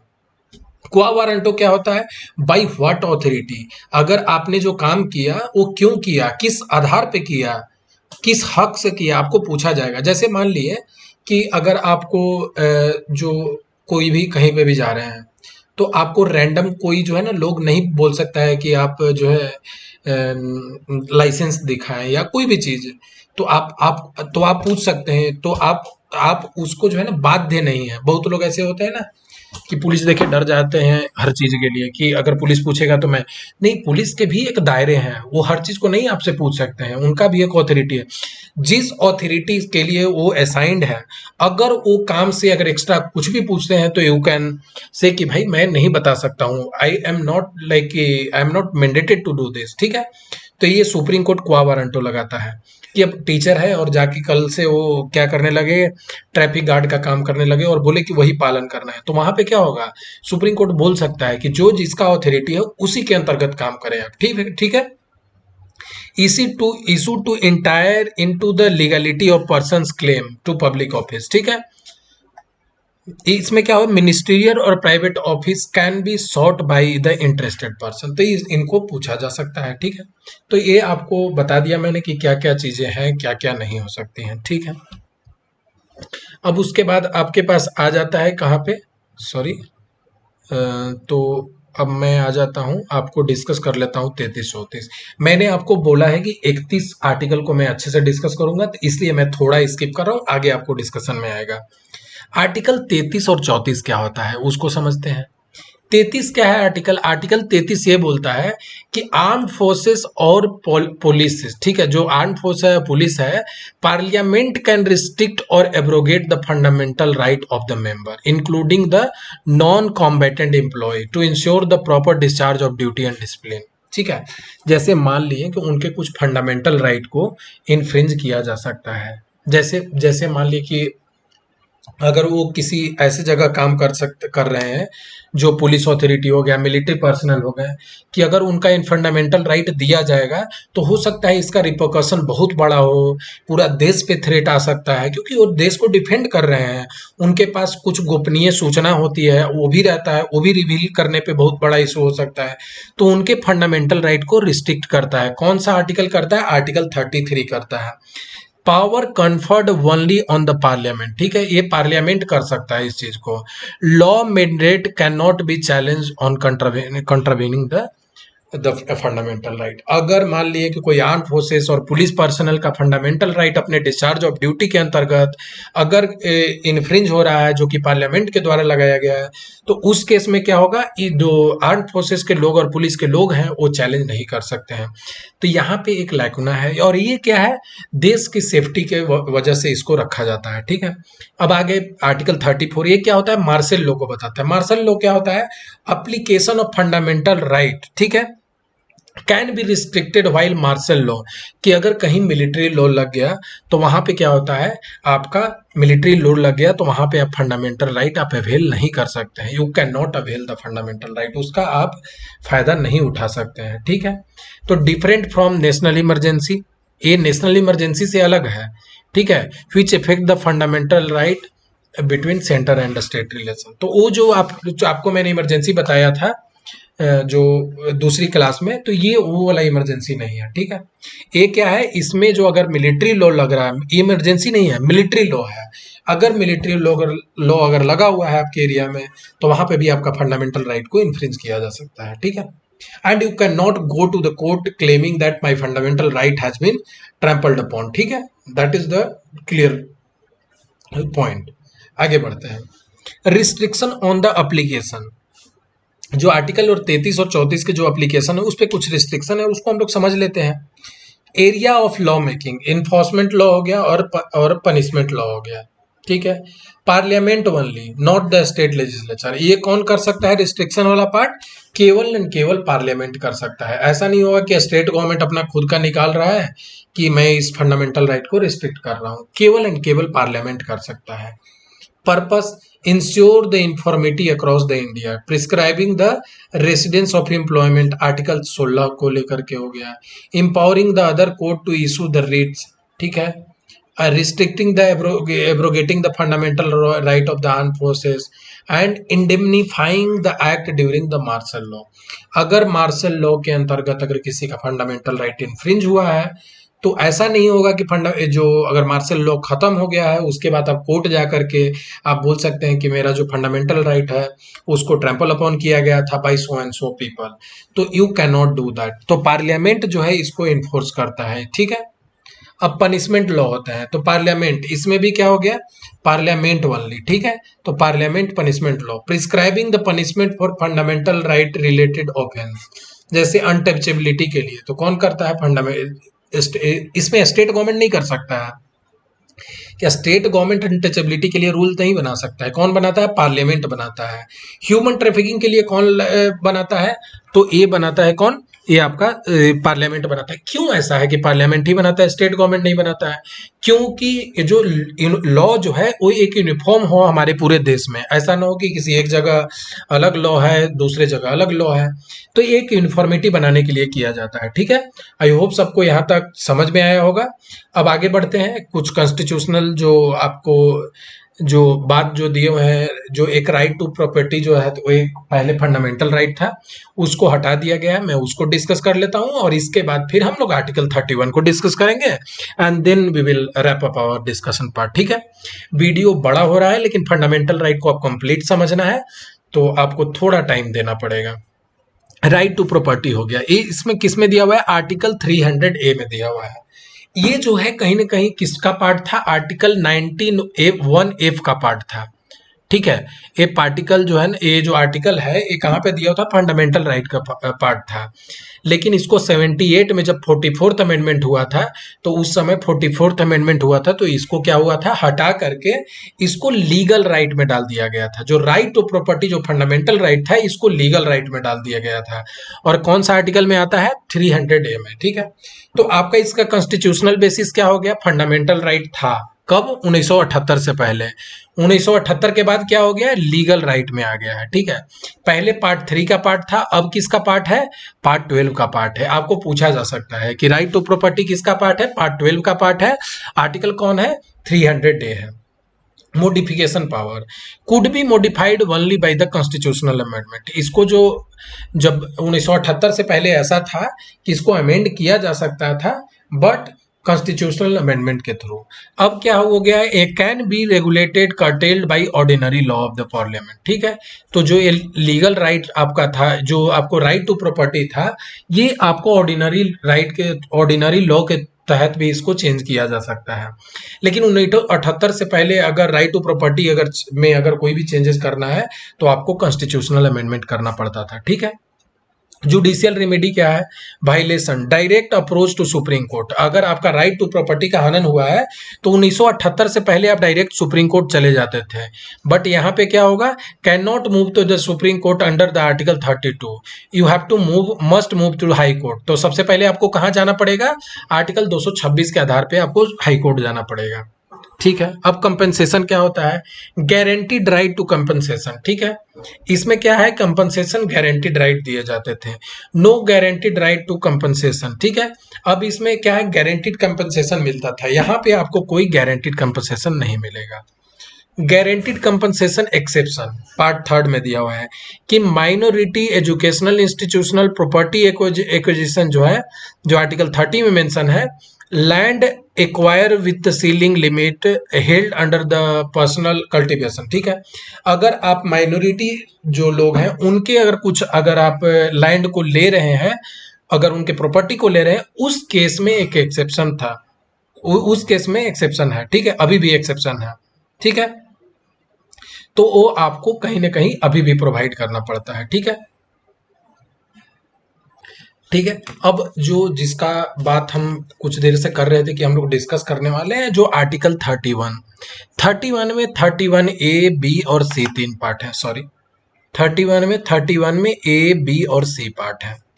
ठीक है, आर्टिकल 31A क्या होता है कि ये सेव करता है 5 कैटेगरी ऑफ लॉ में। ठीक है, जो 5 कैटेगरी ऑफ लॉ है उसमें इसको इम्यूनिटी प्रोवाइड करता है। किस चीज से? Does not immune the judicial review, but उसका जुडिशियल रिव्यू हो सकता है। ठीक है, बट इसको क्या होता है कि आप जो है कि आर्टिकल और 14 जो और 15 19 है कि इस ग्राउंड पे उसको चैलेंज नहीं कर सकते हैं। ठीक है, तो ये 5 तरह के राइट होते हैं। क्या हो गया? Land reform, taking over management.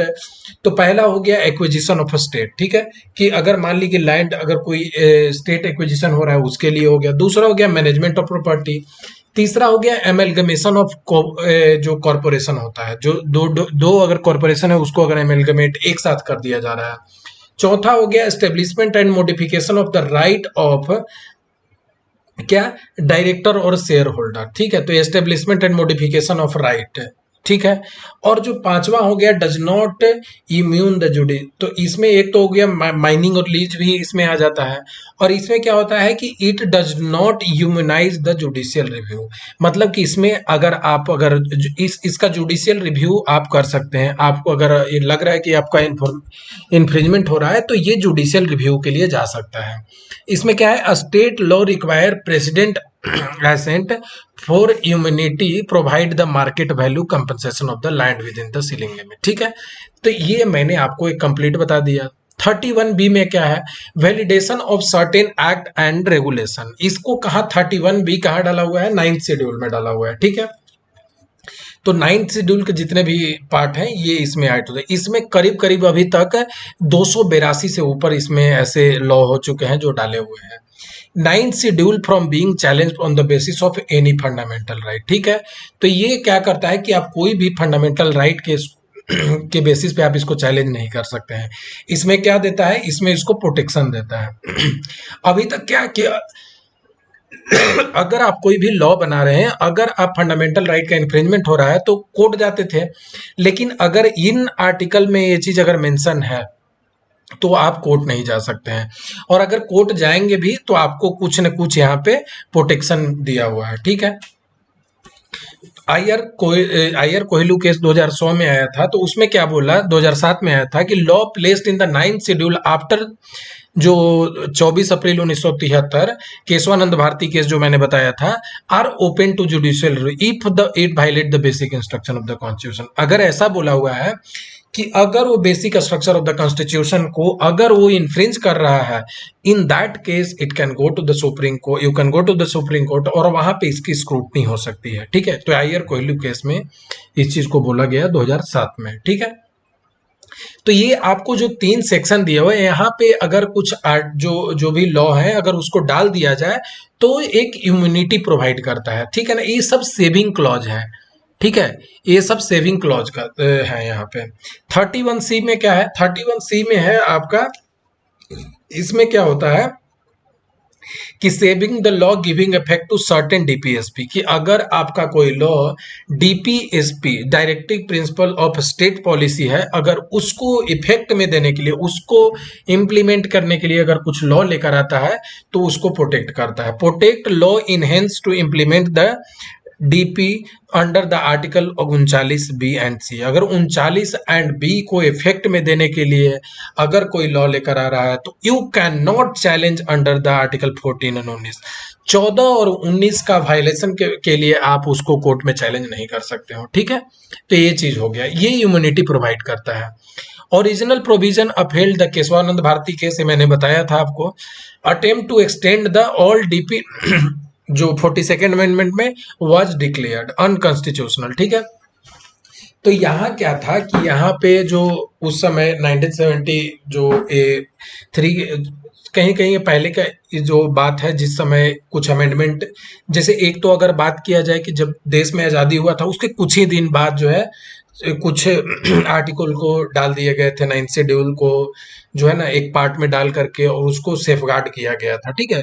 तो धीरे धीरे जब ये लॉ बहुत सारे ऐसे बढ़ते गए जहां पे उसको सिक्योर किया गया कि इस लॉ को का अगर इन्फ्रिंजमेंट होता है तो you can not go to the court, और उसको फंडामेंटल राइट के बेसिस पे, जैसे इसमें 14 और 19 का बात करता है, 31 और बी में कोई भी फंडामेंटल राइट के बेसिस पे आप चैलेंज नहीं कर सकते हैं।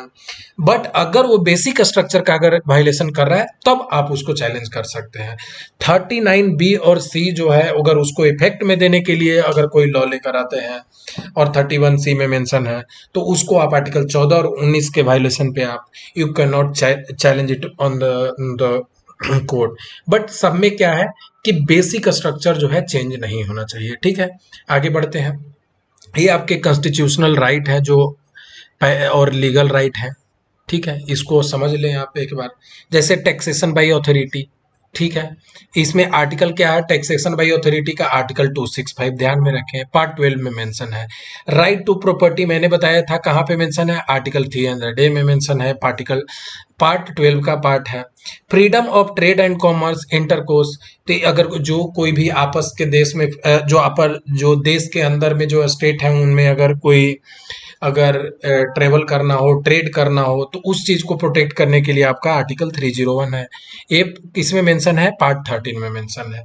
Violation can not move supreme court directly under the 32 remedy by high court, आप डायरेक्ट जो है सुप्रीम कोर्ट नहीं जा सकते हैं, बट आप हाई कोर्ट जा सकते हैं under the provision of article 32, ठीक है। तो ये आपका कंप्लीट फंडामेंटल राइट से रिलेटेड जो डिस्कशन था मैंने कर दिया है। Still anybody has any doubt, any small doubt, or even on anything, you can directly message it to the telegram or the youtube comment section। अगर आपने अभी तक YouTube को सब्सक्राइब नहीं किया, अगर आपको कंटेंट अच्छा लगता है तो इसको सब्सक्राइब कर लें। आपका जो टेलीग्राम का लिंक है डिस्क्रिप्शन में मिलेगा, और वहीं पे आपको टेलीग्राम पे PDF दिया जाएगा। ये आपका जो है जो कंप्लीट PDF है जो आपको एग्जाम में हेल्प करेगा। आपको शॉर्ट में भी स्लाइड में दिया हुआ है, तो आप उसको यूज करें अपने प्रिपरेशन को बूस्ट करने के लिए। तब तक के लिए थैंक यू सो मच।